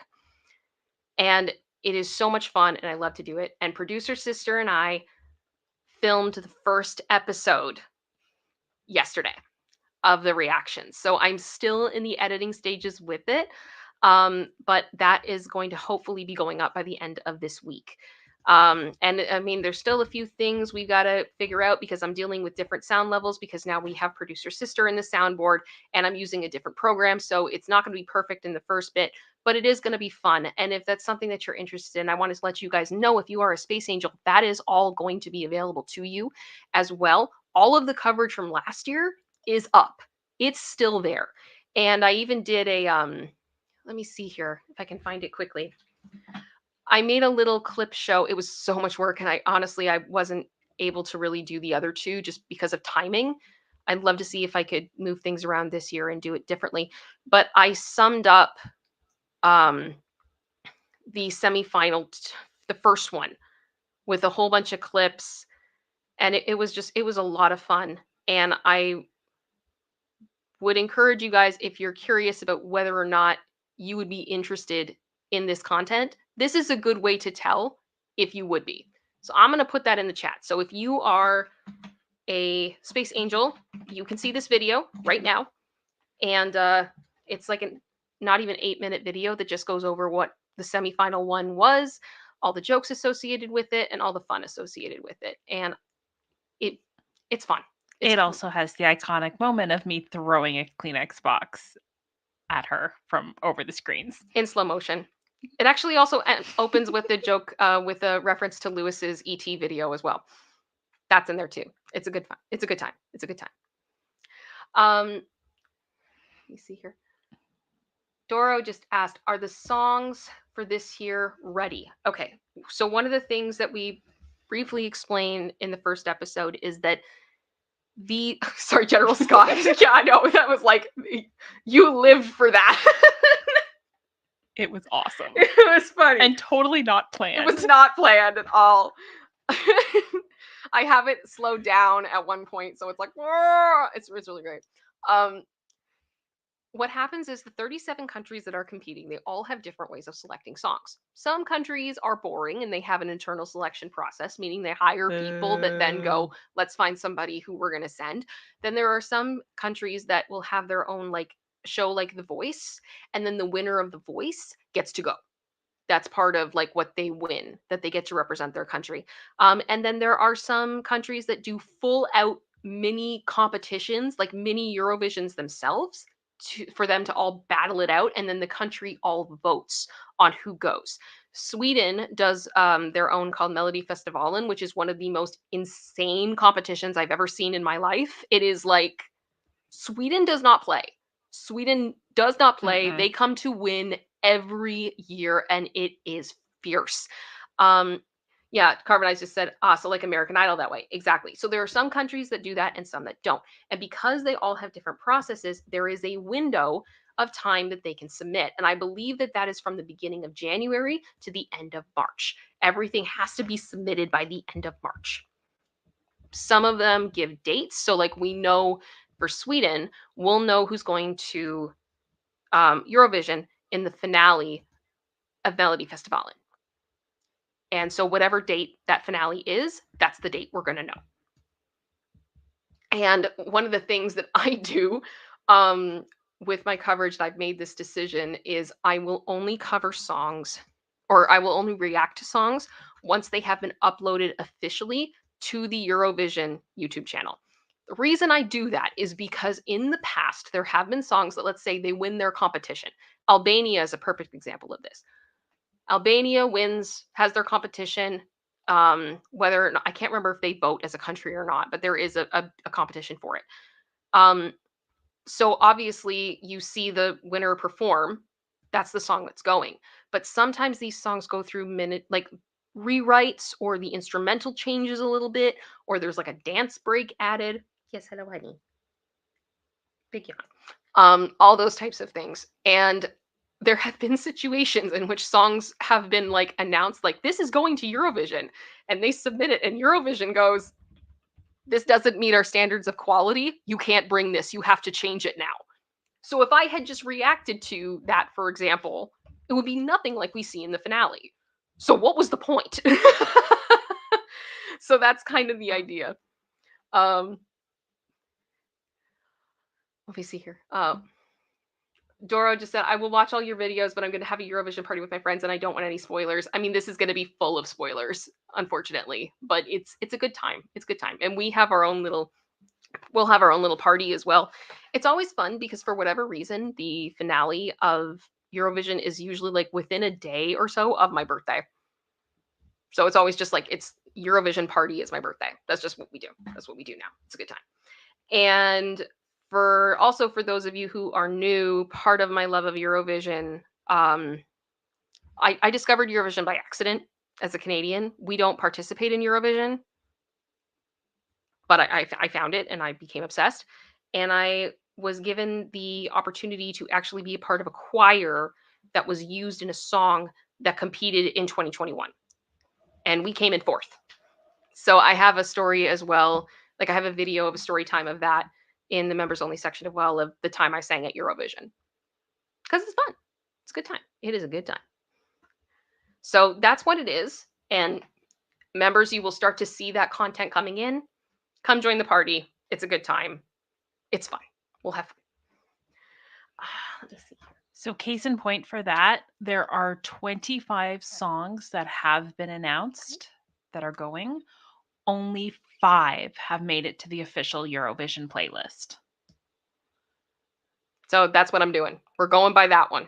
Just to dot our I's and cross our T's, because stuff gets weird. Stuff can get weird. Oh, Zora, wow, birthday vision. That's kind of funny, actually. I like that. That's cool. What are the dates this year? Are you ready to go back to your seat? We need to do what the what.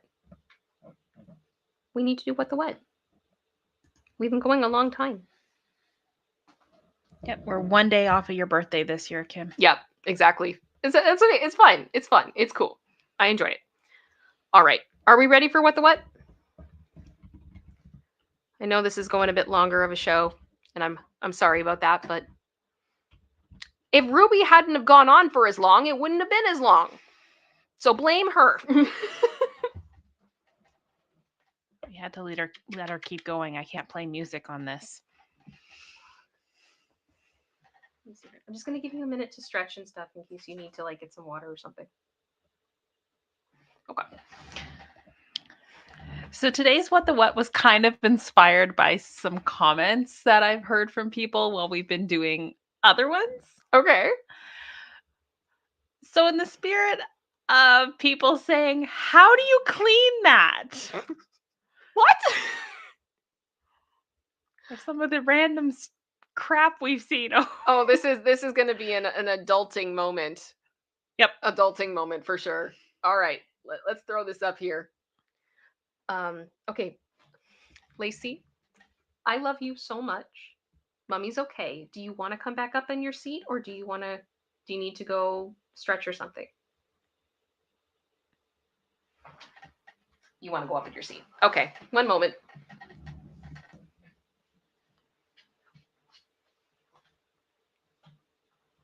Can you lay down? Lay down. All right. All right. Things whose designers forgot they will have to be cleaned. Are we going to need to grab our compressed air? That's always the thing for me. I'm like, oh no, if I haven't going to clean that, I need compressed air. All right, Lacey's laying down. I think we're good. Mommy, okay to continue, little one? Yep, I have her approval. Okay. I like it, but I don't like that I like it. Oh no. Why? All the little grooves. Why would you do that? You know what that is? I love this stuff. There's like the Dawn Power Spray thing that you can get. I love that thing. The thing is amazing. Just get it right in there. All the little cracks, nooks and crannies. I think that's what you need. But also, like, could you really know for sure that it was clean? No. You know? This just isn't the way that it's supposed to be. Let's just not. Let's not. And they did it on purpose. Yeah, they did. Sorry, where's it? Right. This is just chaotic evil. 100%. 100%. Absolutely not. It's kind of creepy cool in a Wednesday Addams sort of way. I don't mind the mirror. The mirror's cute. And I don't mind the towel hanger thing. Yep. The bottom of this table, though. It's a nightmare. If you get a spider, cobwebs, any of that, like in all those little crevices. Nope. I don't want it. And like Aaron said, how do you sweep? How do you get underneath to clean the floor? I mean, compressed air. That's going to be my answer for everything. Compressed air. But I mean, that doesn't really disinfect. Oh, yes. Lulu's mom. Yes. Leaf blower. Leaf blower. That's going to be it. But, oh, gosh. That's... Yeah. Oh, the black toilet's got to go. I mean, I often wonder when, like...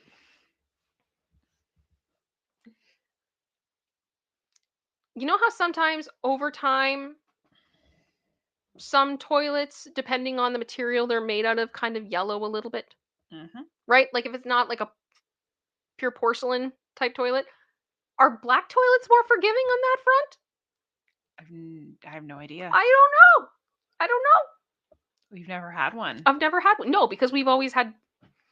I'm not talking about this. I'm not talking about what toilets we've had. They're clean. Oh my gosh. Yeah, that's Aaron just asked what happens when the sink leaks.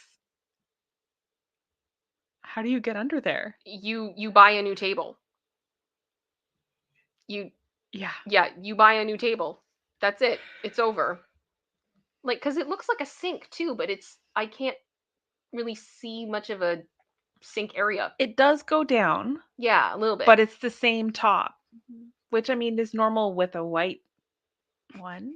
So I guess that follows the same pattern, but... Yeah. Sorry, Daisy girl. My toilet will always be white, period. But yes, Cheryl, hard water stains. Yep, it's hard. Oh, really? Jackie just said, we're learning about toilets today. Here we go. This stream has everything. Bit of everything, people. Black toilets are difficult to keep clean looking. White mineral deposit. Interesting. I never thought about that. No. That I've also never had a black toilet. So, the sink at my parents' house drives me nuts. Oh. And you know, somebody's like, it's decorative. It's like, I'm assuming that those are like glued in place and you can't move them. How do you brush your teeth? You spit on them. You spit on the rocks? I guess. What else are you gonna do? I'm just saying, like, the rocks are gonna be porous. It's gonna be like the bowl at the beginning. Huh? So if you spit, like, you're gonna have toothpaste. And you can't even use that faucet to like spray in other areas. No! It's a set one. Why would you do this?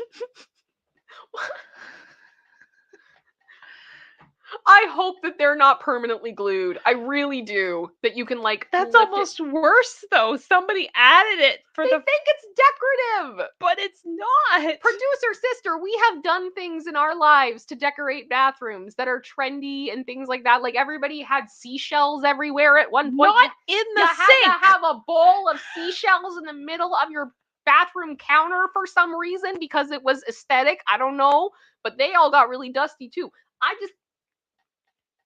It's a choice. None of that was in the sink. This is a choice. It's a choice, and I don't like it. Carbonized sticky. Used to be kick rocks. Now it's spit on rocks. Oh my gosh. Ray said the sink has gallstones. What? Ray?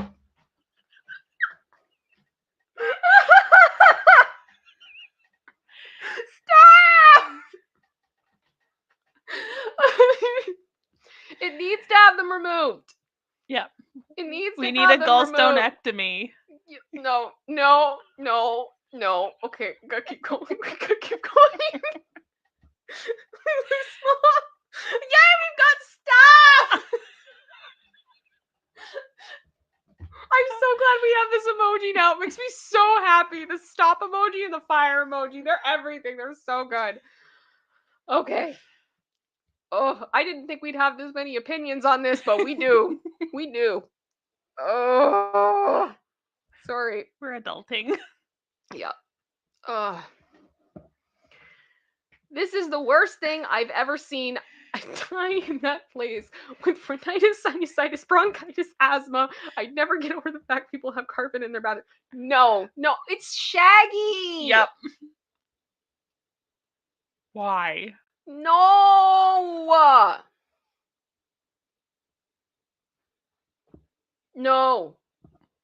No. Are we back in that house? The one in California? Yeah, maybe. That has the green shag carpet through the whole house and then the matching curtains to the bed covers and all that? Oh gosh. I also just have a question. I'm the scared. bottom right, Yeah. you can see the outline of the piping. Mhm. I don't remember that being a thing. There are some that are like that. It's like it's showing the outline of the intestine. Yeah, it's like the skeleton, it's like the innards of it. Why? Because it's a design choice. I don't know. It's just more places for dust to get stuck. Yep. It sucks to clean, I'll tell you that. But yeah, the carpet though. The carpet though. Yeah. Soki has a good suggestion. Oh, okay. I'm looking. Petition to add Michael Scott's. No! I'll look into it. I honestly, I have a few that I'd like to add. Like, I want to add Gaga's, like, her rant, and the words are escaping me right now, but like the never been done before, incredible, amazing, that whole like thing where she just goes off for a good 20 seconds about how awesome something is. I love that one. And there's a few of them. We'll build them over time. I know we will. But yeah, I do like the Michael Scott idea. We don't really have like a no anything. I think that's the most iconic meme one. The only other one that I would consider for the no portion would be the Dr. Evil thing. When he's in the chair and then he wheels towards the screen, he just goes, "How about no?" I've used that before a couple of times because it's iconic. It's so good. All right, let's keep going. I was at the airport in Kona yesterday and ran to the bathroom and saw this monstrosity. Okay, so this is in an airport. Mm-hmm. Oh gosh. Carpet on the walls. I'm in the bathroom in a tropical climate. It is bad. I kind of want to take samples and test the bacteria load. No, don't take samples. Don't take it. Don't take it, because you're potentially you're spreading germs to a new ecosystem. Let's not do that. Keep it here. Or just rip it down and rip out the carpet and burn it with, like, and light it on fire. I mean, it's already peeling off in one section. It's like they're trying to be artistic. Right. That's another good one. Yeah. Even if it is artistic. Sorry. Okay, couple things here, quickly. Where is it? Lulu's mom. It's fine. There's a fan. I don't know if that's gonna cut it.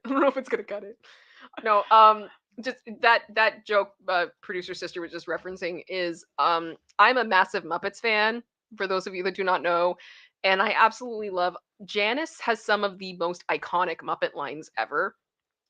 And she has a couple of them that there's like always these discussions where all the Muppets are all arguing and then somebody just says stop and then she keeps talking. And it's stuff like, "I'm not taking my clothes off for anyone, even if it is artistic," is one. And then the other one, so everybody's yelling and then it just stops and she just goes, "And it's my life, okay? So if I want to go to the beach and walk around naked, And everybody just looks at her and she's like, "Joey." And that's it. So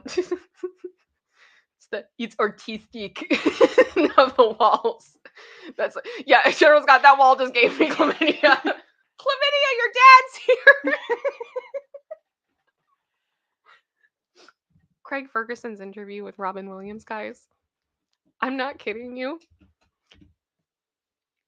In my darkest days of my life, days where I was on the verge of hospitalization because of my mental state, I watched that interview with Craig Ferguson and Robin Williams so many times, and every time I cry laughing. It is incredible.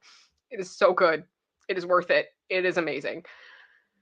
Joanne, thank you so much for the 5 gifted memberships. Thank you for inviting more people to join this absolute madness. I so appreciate it, Joanna. Thank you. So what are we at now? 36. 36. Fantastic. Fantastic. It's okay, King Bob. It's going to be fine. It's an even number for now. It's going to be fine. Okay? It's all right. We will survive. We will survive. Okay, here we go. This one. Thought of you guys immediately. Not my floor, but I knew you guys would appreciate this.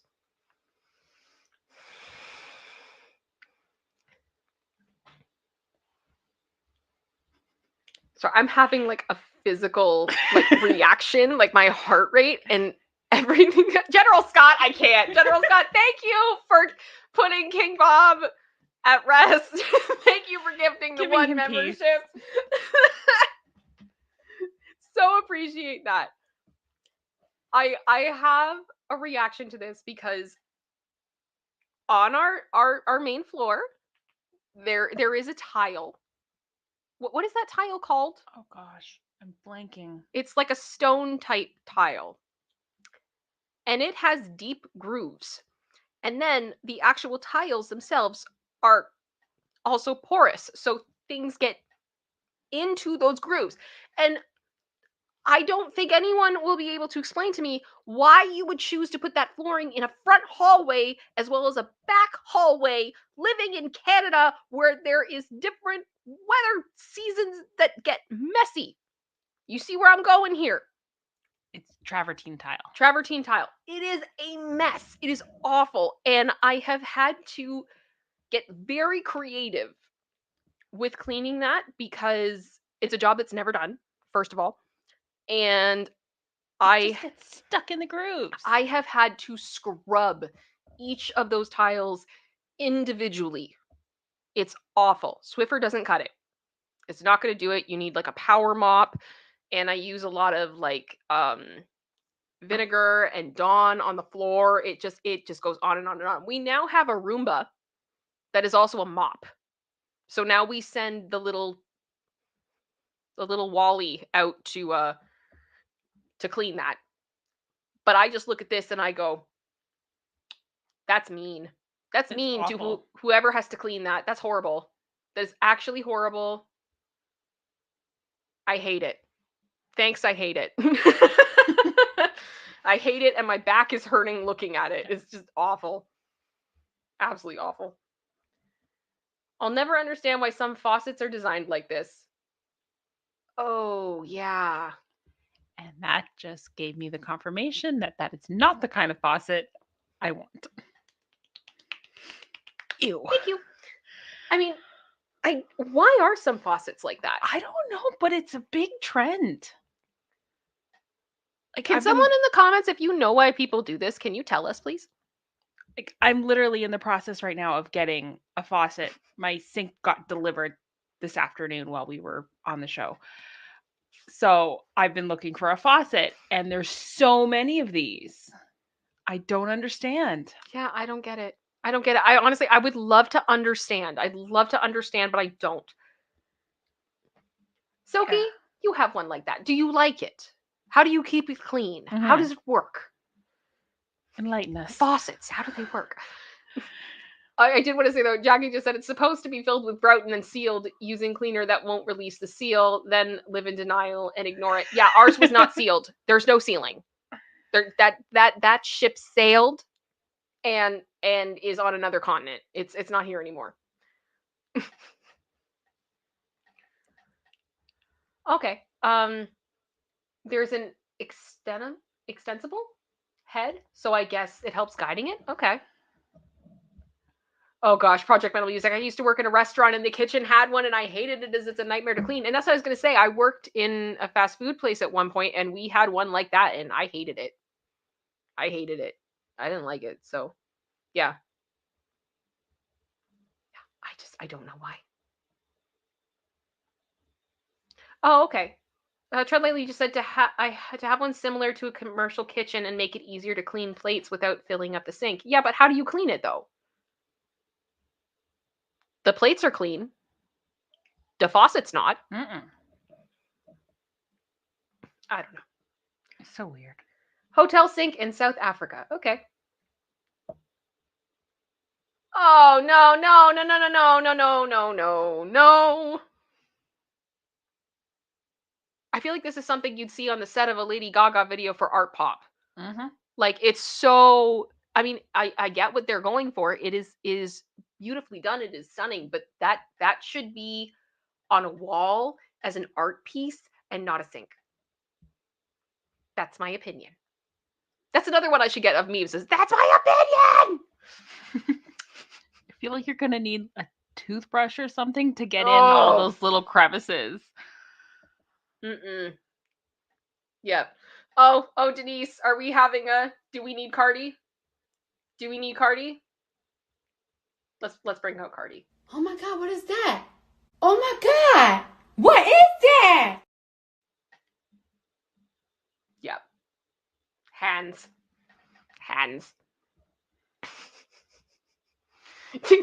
Daisy girl, what is wrong with people? Yep. Yeah. Oh yeah. That's no, thank you. Sorry, Pearl Jet just said producer sister is Monica. I mean, I think out of all three girls, Probably yeah. the closest. Yeah. Is it? Good grief. Where do I start and where do I finish? I feel this caption is accurate. What am I even looking at? Like, I don't know. Sorry. Move this here.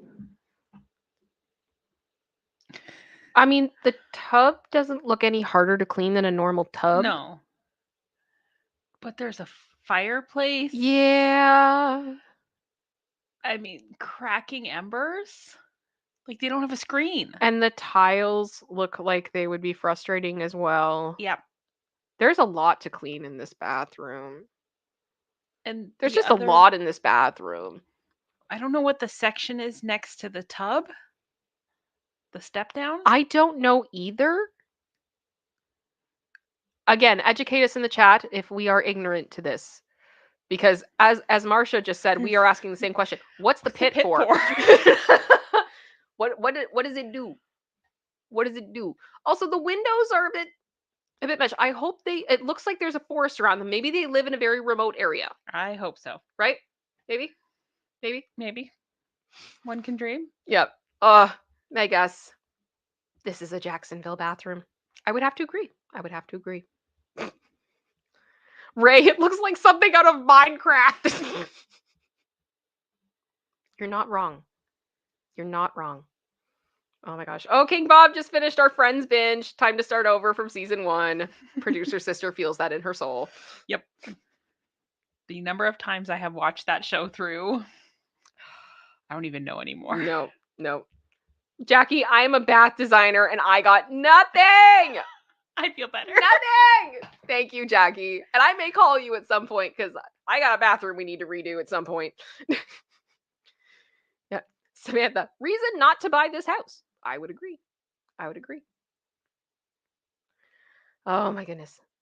Yeah, this isn't it.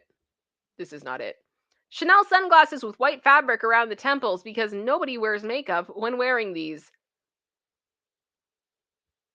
That can't be real Chanel. That cannot be real Chanel. That white fabric is not going to be white for very long. No, and the thing, especially if it's hot. Okay. My initial belief, I don't think this is real Chanel. It looks too cheap for that. But if it is real Chanel, what are y'all doing? What is this?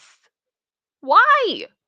Like, people are supposed to, like, buy Chanel because it's quality and it's gonna last forever. That's gonna grow stuff on it. Ew. Yeah, it's literally going to start growing. Yeah, no. Ugh. I reject this completely. Ugh. Why does it look like it feels like a bar of soap? Because it probably does. And what are those ridges? What? You're gonna have to get a Q-tip. Yep. Like a ton of Q-tips. Yeah. Or like a horsehair brush. I don't know. Like, And you're just going to leave the hair behind. here I am thinking at the beginning of this. All of these things can be fixed, at least partially, with compressed air. Nope. No, I was wrong. I was very wrong. Kyle. Power washer. I think Billy Cat. Is it blue cheese? Oh gosh. Is it blue cheese? I don't know. Oh.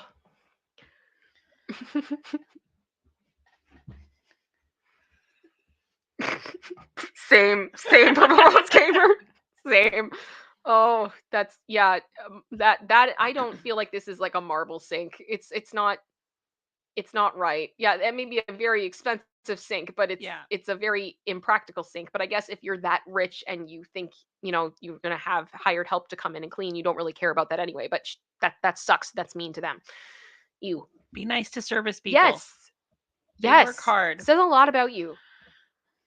Found in a high traffic corridor of a hotel. It's fuzzballs. It's a feature wall. Absolutely not. Absolutely not. The stuff people are going to try to hide in those fuzzballs? You're out of your mind. Like, no, this is a full out stop. No.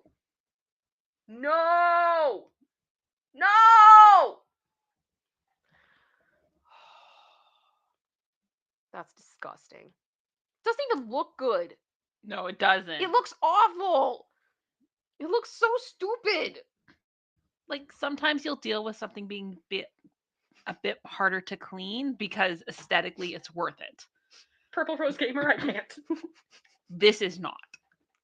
You're right. Oh my gosh.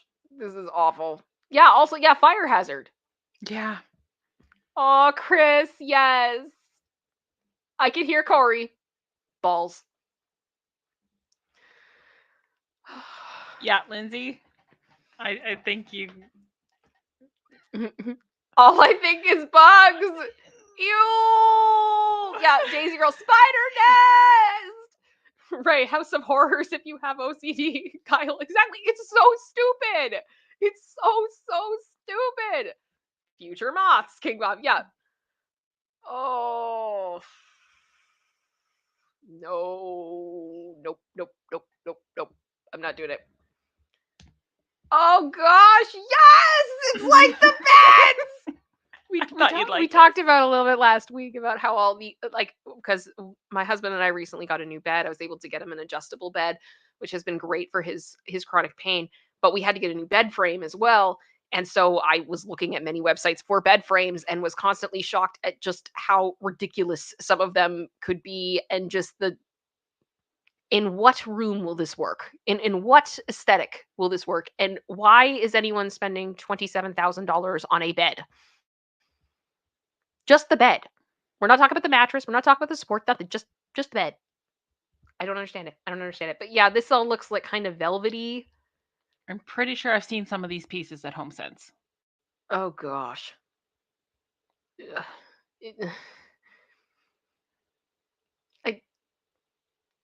Are those drawers at the end of the bed? I'm not sure if that's a footboard or a chest of drawers. Like a dresser. Yeah, that just fits inside of it? Yeah. Either way, I'm not here for it. The footboard's standing up, is it not? To the left of the headboard? Yeah, I think you're right. How do you clean that? Anybody that has velvet or velour furniture, how do you clean that? Is there like a abyssal you use for Yeah. that, or how does that work? Like, can you use the same one you use for like upholstery? Yeah, because I have questions. Yeah. Toothbrush holder with no drain holes. Imagine the slime. No, I don't want to. I don't want to imagine that. Don't put that thought in my head. How do you clean inside of that? You got to clean your toothbrush holder. Power Why? washer? Sorry? Power washer? Is this going to be the new answer to everything? Compressed air? Compressed air in a power washer? Just take it outside with No. the power washer and let her rip. No. No, you throw it away. That's what you do. Correct. Notice this picture was taken in the store Ray! and not at home. These teeth are going to develop cavities! I can't. Nope. Yeah, dishwasher, I guess.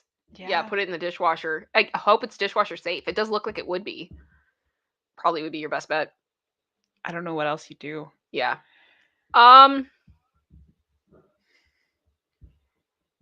No. You're definitely breaking out the compressed air on this one. How? I don't even think it's possible. I don't think it's possible to keep that clean. You could clean it all day. All day. Yeah, it looks like an artifact. Katie Garcia, it belongs in a museum. Somebody call Indiana Jones. The Super Bowl's over. He should be available. No. Nope. No. I'm getting a lot of what is it? What is it? Is this a Cardi moment? I think it's a Cardi. Oh my God, what is that? Oh my God, what is that? I reject this. I rebuke it. I want nothing to do with it. It. It does. For Rose Gamer, you're right. It looks like moldy cheese. It looks like moldy cheese. Kyla Resident, put your comment up, and I should have. Yeah, no. I no. No, thank you. No, thank you. I saw this and thought about this group, a toilet in a restaurant in Poland.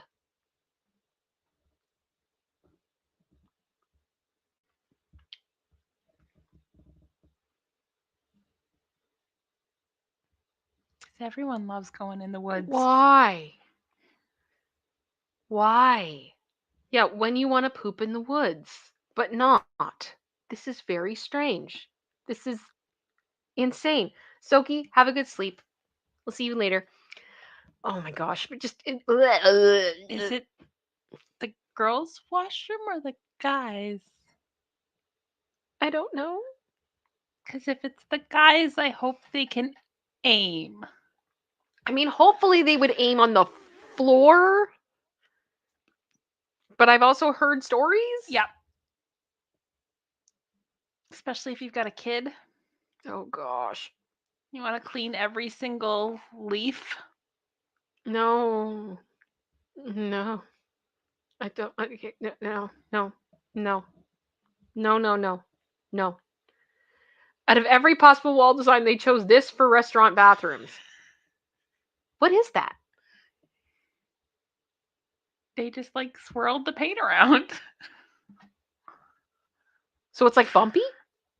No. It's just not a solid finish. Remember what we did when we were kids? I do. And you like put plastic on top of the paint and just smoosh it around with your hands. So it looks like bad finger painting. But the the difference is though, producer sister, it didn't look like smeared poo when we did it. No. Right? It didn't. But yeah, that's a bathroom, Lindsay. Yeah, no. The color choice. No. You could have picked anything. Also, is something blocked out there? Yes, it was blocked out on the picture on the website. So I thought it looked like a black cat for a minute. I'm like, why is there a cat? But anyway, it isn't. It isn't a cat. Italian restaurant has roof like this all over the restaurant, gives slightly dropped spider fears. Oh gosh, it looks like Midsommar. It's the Midsommar dress draped over the ceiling. Yeah, I don't know how you would keep that clean. I hope they have a lot of air filtration in there. That's probably your only hope. I don't want a table underneath. Nope, I don't either. This is no. Nope. Nope. Things are falling on my head. Daisy, it's a choice. I'm not saying it's a good choice. I'm just saying that it is indeed a choice. Like it happened. This was a decision and someone made it. It's not a good decision. Kyle, that's it. I drank too much. I'm done. Go get some water. Get some water, get some food. Spotted at a local bar. That's a cup? Yep. That's a power wash Dawn, if I've ever seen it. But you really got to get up in there. Like, you'd have to fill that with soap. Mm-hmm. Not only that, just trying to put the drink in it. Yeah, why Like, would the you? bartenders must hate you. I can't believe you've done this. Like, what is this? Why? Oh, sorry. No. No. Where is my fella? Are you okay, babe? He's gonna be losing his mind. What is this? No! And it's plywood! No! Stop!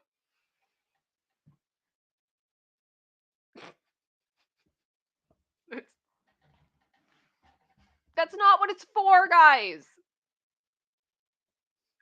Why would you want a sink from plywood? Plywood is not for sinks. It's not. Plywood is not for sinks.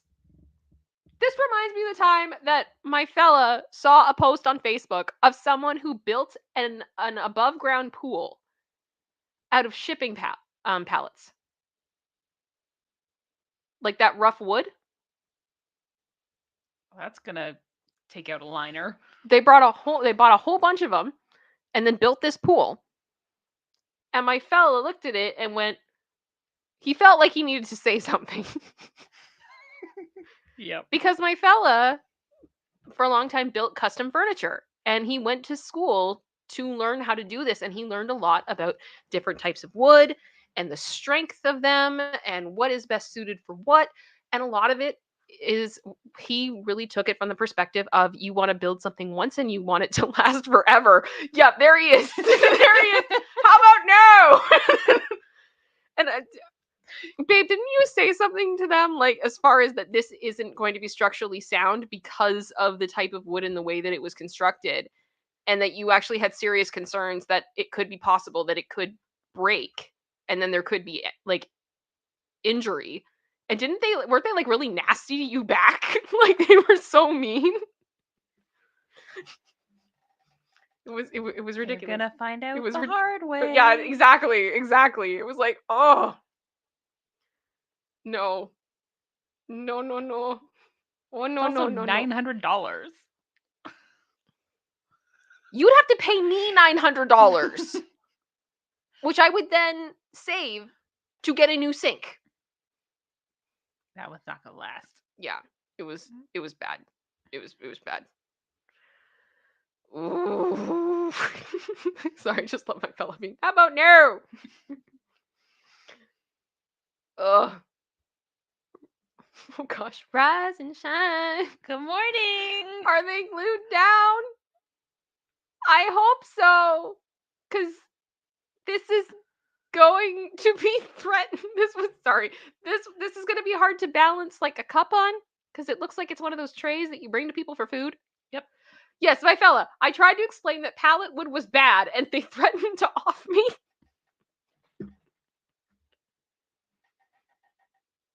That sounds about right when you're in comment sections, right?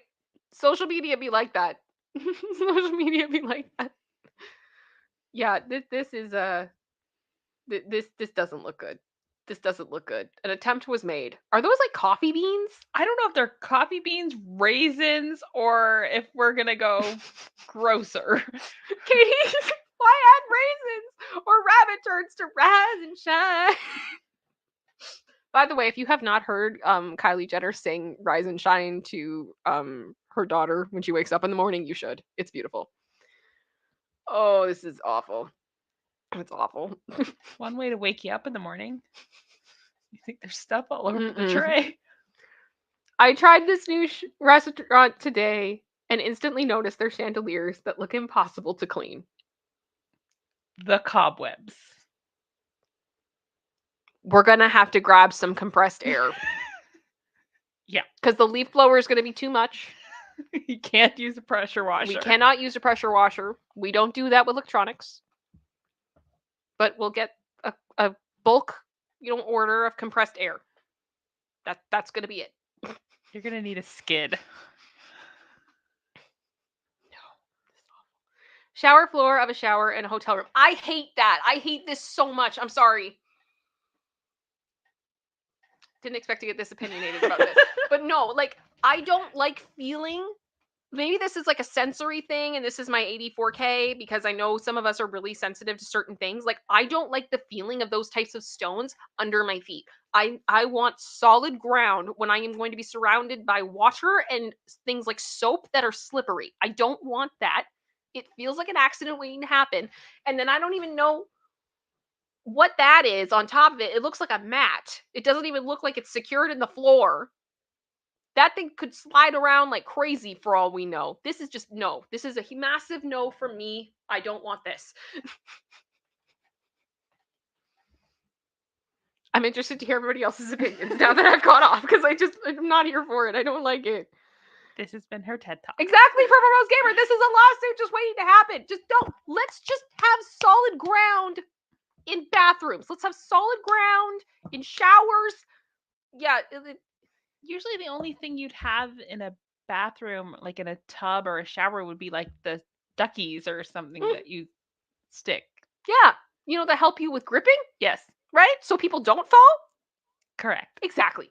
Anita, sorry, I love this. It looks like a drain cover. It's not, like, it's so ugly. Oh.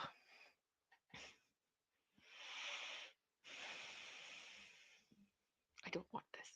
I don't want this. Imagine all the dust particles in the crevices. Oh, sorry. Something weird happened. Okay, we're good. Yeah.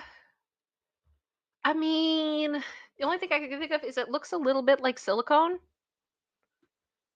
So if it is kind of floppy, you could probably spray some cleaner on it, like take it off, spray some cleaner on it, and really get in there and clean it, but it would be a bit of a pain. But I'm also someone, I go through a lot of phone cases because I get bored of them really fast. So maybe you just don't have this one for a super long time, but the design is like cell phones interesting. They're already known as one of the most unhygienic things you have. Yeah. That's not going to help. No. And even those cell phone cleaner things you can put your phone into and it's supposed to like UV light or whatever, all the bacteria away. I don't know if it's going to get all those I think crevices. The best thing you can do is clean your case, as much as you can. Carefully clean your screen and just keep washing your hands. I don't know what else you can really do. Also, why? Yeah, why though? Like, why? Why? It's not even like no. Oh my gosh, Katie, this is what a crow would make if they could. You're right. This is the crow case. I paint apartments part-time. They're usually kind of yucky, but I had never seen this useless gap behind a stovetop before. What is that for? To collect dirt, crap, dust, grow things. I don't know. What? Was this originally where like a sink was? Like, why is this here? I have so many questions. At least get one of those metal pieces you can put on top of the stove to put like spices or something. Yeah. And that'll block it at least. I don't like this. I'm not here for it. I mean, No. it's not the stovetop's not clean either. No. I don't feel this is clean. None of this is clean. Oh my gosh. Okay. I don't mind this type of thing on the exterior of a house That's where it belongs. because the proper way to clean that is indeed a Pressure power washer. washer or pressure washer, right? Yep. How are you going to do that in this room? How? Just Not how? well. Also, things. I'm not even talking about just like the things that happen related to a toilet. I'm saying what happens sometimes when, at least, okay, for me, we have a lot of our first aid stuff in our bathroom. I don't know if that's the same for a lot of people, but we have like where we keep all of our disinfectants, our band-aids, everything else. Which means sometimes you have to go in the bathroom and there's, red stuff going on. And what happens if you get something like that on one of these things and you cannot clean it? Like, what you're basically hoping here is that nothing will ever make a mess ever in the bathroom. In one of the places where the messes get made. Does that make any sense? Yeah. Like, I don't. Why? The other little detail, it doesn't look like there's a toilet paper holder.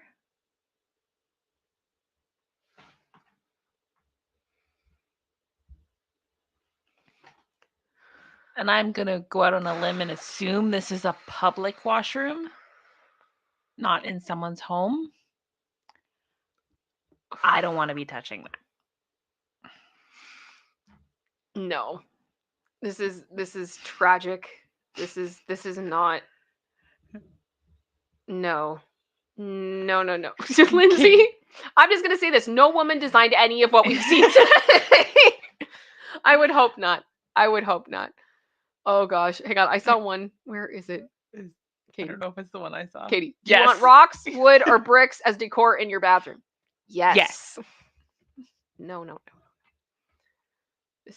This is Jacksonville. You're right, Kyle. This would be I hope this is at a campground. It still doesn't make it any better for cleaning it though, Aaron. Like, it's just, I hear your point because aesthetically that would make sense, but just no.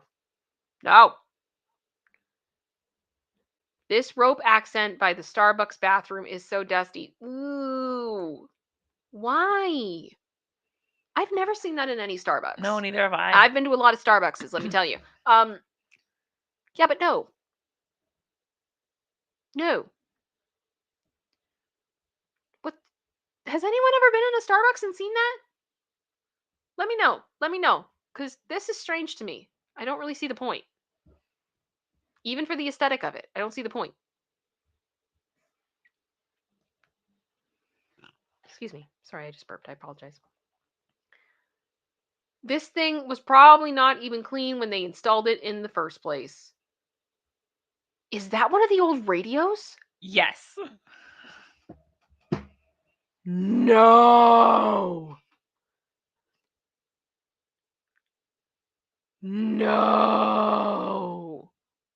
Didn't we have one of those for a long time?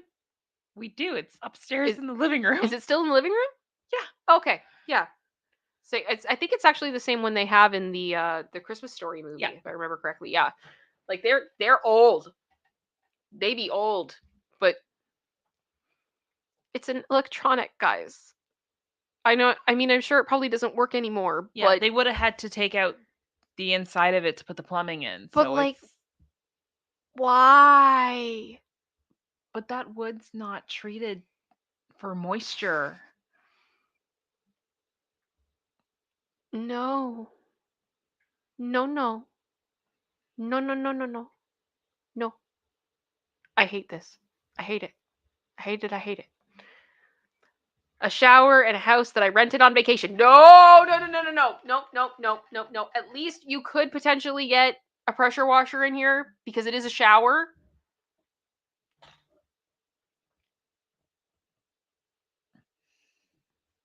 I don't even want to think about What just feels dirty? I don't want to think about what's happened in the shower or what is in these crevices. I don't want to think about it. I don't want to know. I don't want to know. Shouldn't tell me, but you did. Now I'm telling you, you don't want to know. Ugh.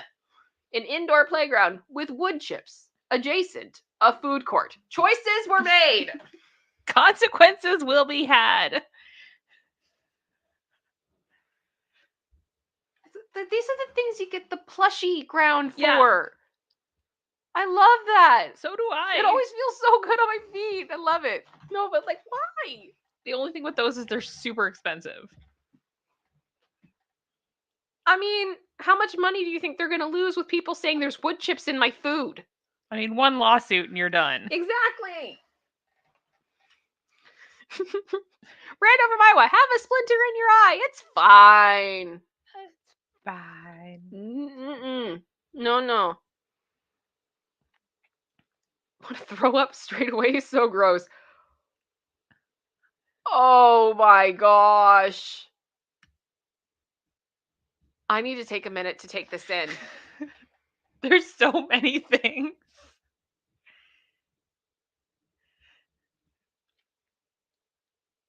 I get what they were going for. I don't hate every choice in this room, but I do hate most of them. Especially together. All of it together. Like, fine, if you want to have that type of decorated wall thing in the shower where it's easier for you to get it wet and to clean it, I get that. But the walls? All the walls? And the shower curtain doesn't look like a shower curtain. It's not. They're curtains. They should not be getting wet. I know you've got the liner, but that doesn't mean the curtain's not going to get wet. Amber just said, the little bacteria mermaid. Yes.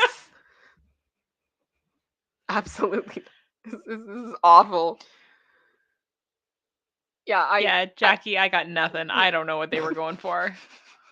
I feel like they tried to do like an underwatery mermaidy themed type thing that you would feel like you were in like a mermaid castle when you went to the bathroom, which is cute, but not like this. Mm-mm. Not like this. Hotel elevator lobby. I actually feel like I'm in the woods. I talked to the cleaning lady. 0 out of 10. Oh gosh. Because you know everybody's taking pictures like that. Yep. Have we learned nothing? All the little kids playing. Do you just spray that with sanitizer, like up and down? Yeah, pretty much. Like the stuff you get to put on like shopping carts? It's just constant. But even at that, the poor cleaning person trying to get behind them to clean the mirror. Oh gosh, I didn't even think of that. Why? Oh. That tiny gap between the faucet and the sink in my office's bathroom.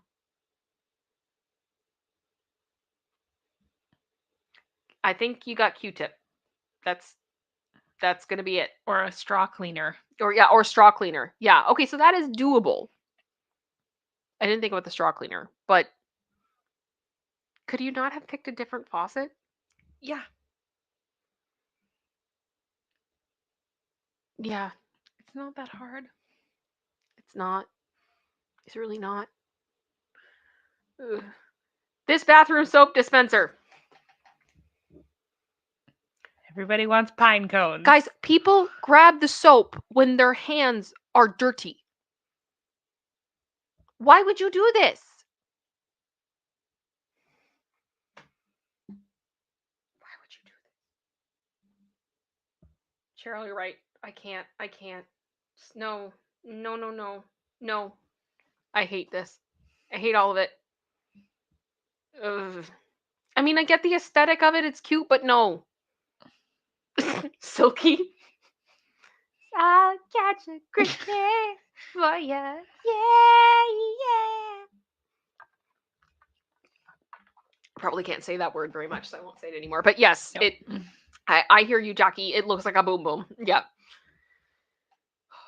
Katie said, I don't think my clean freak can make it through much more of these. We've got a couple left, so hold on. No. Why do people do lights like this? Why? Like, I stand by. Some of them you will get away with because they're really pretty, and you're willing to put in a bit more of an effort to clean it. This What is not it. This looks like condom wrappers. This looks like an avant-garde piece, light fixture made of condom wrappers that are slightly transparent. How else would you describe this? How would you describe this light fixture? We also have old tea bags, a giant fly catcher. Yes, I would agree with both of those as well.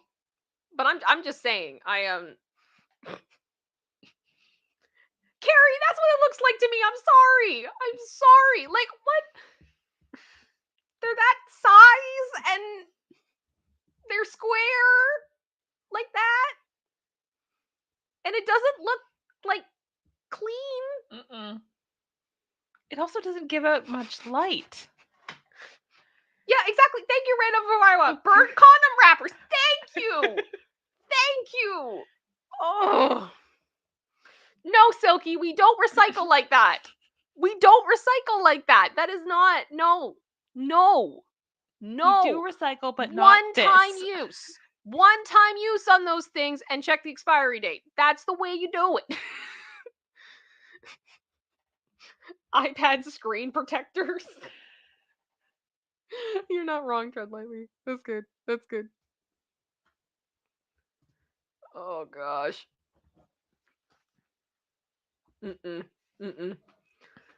Feels useless, but that's bad for recoil? Oh.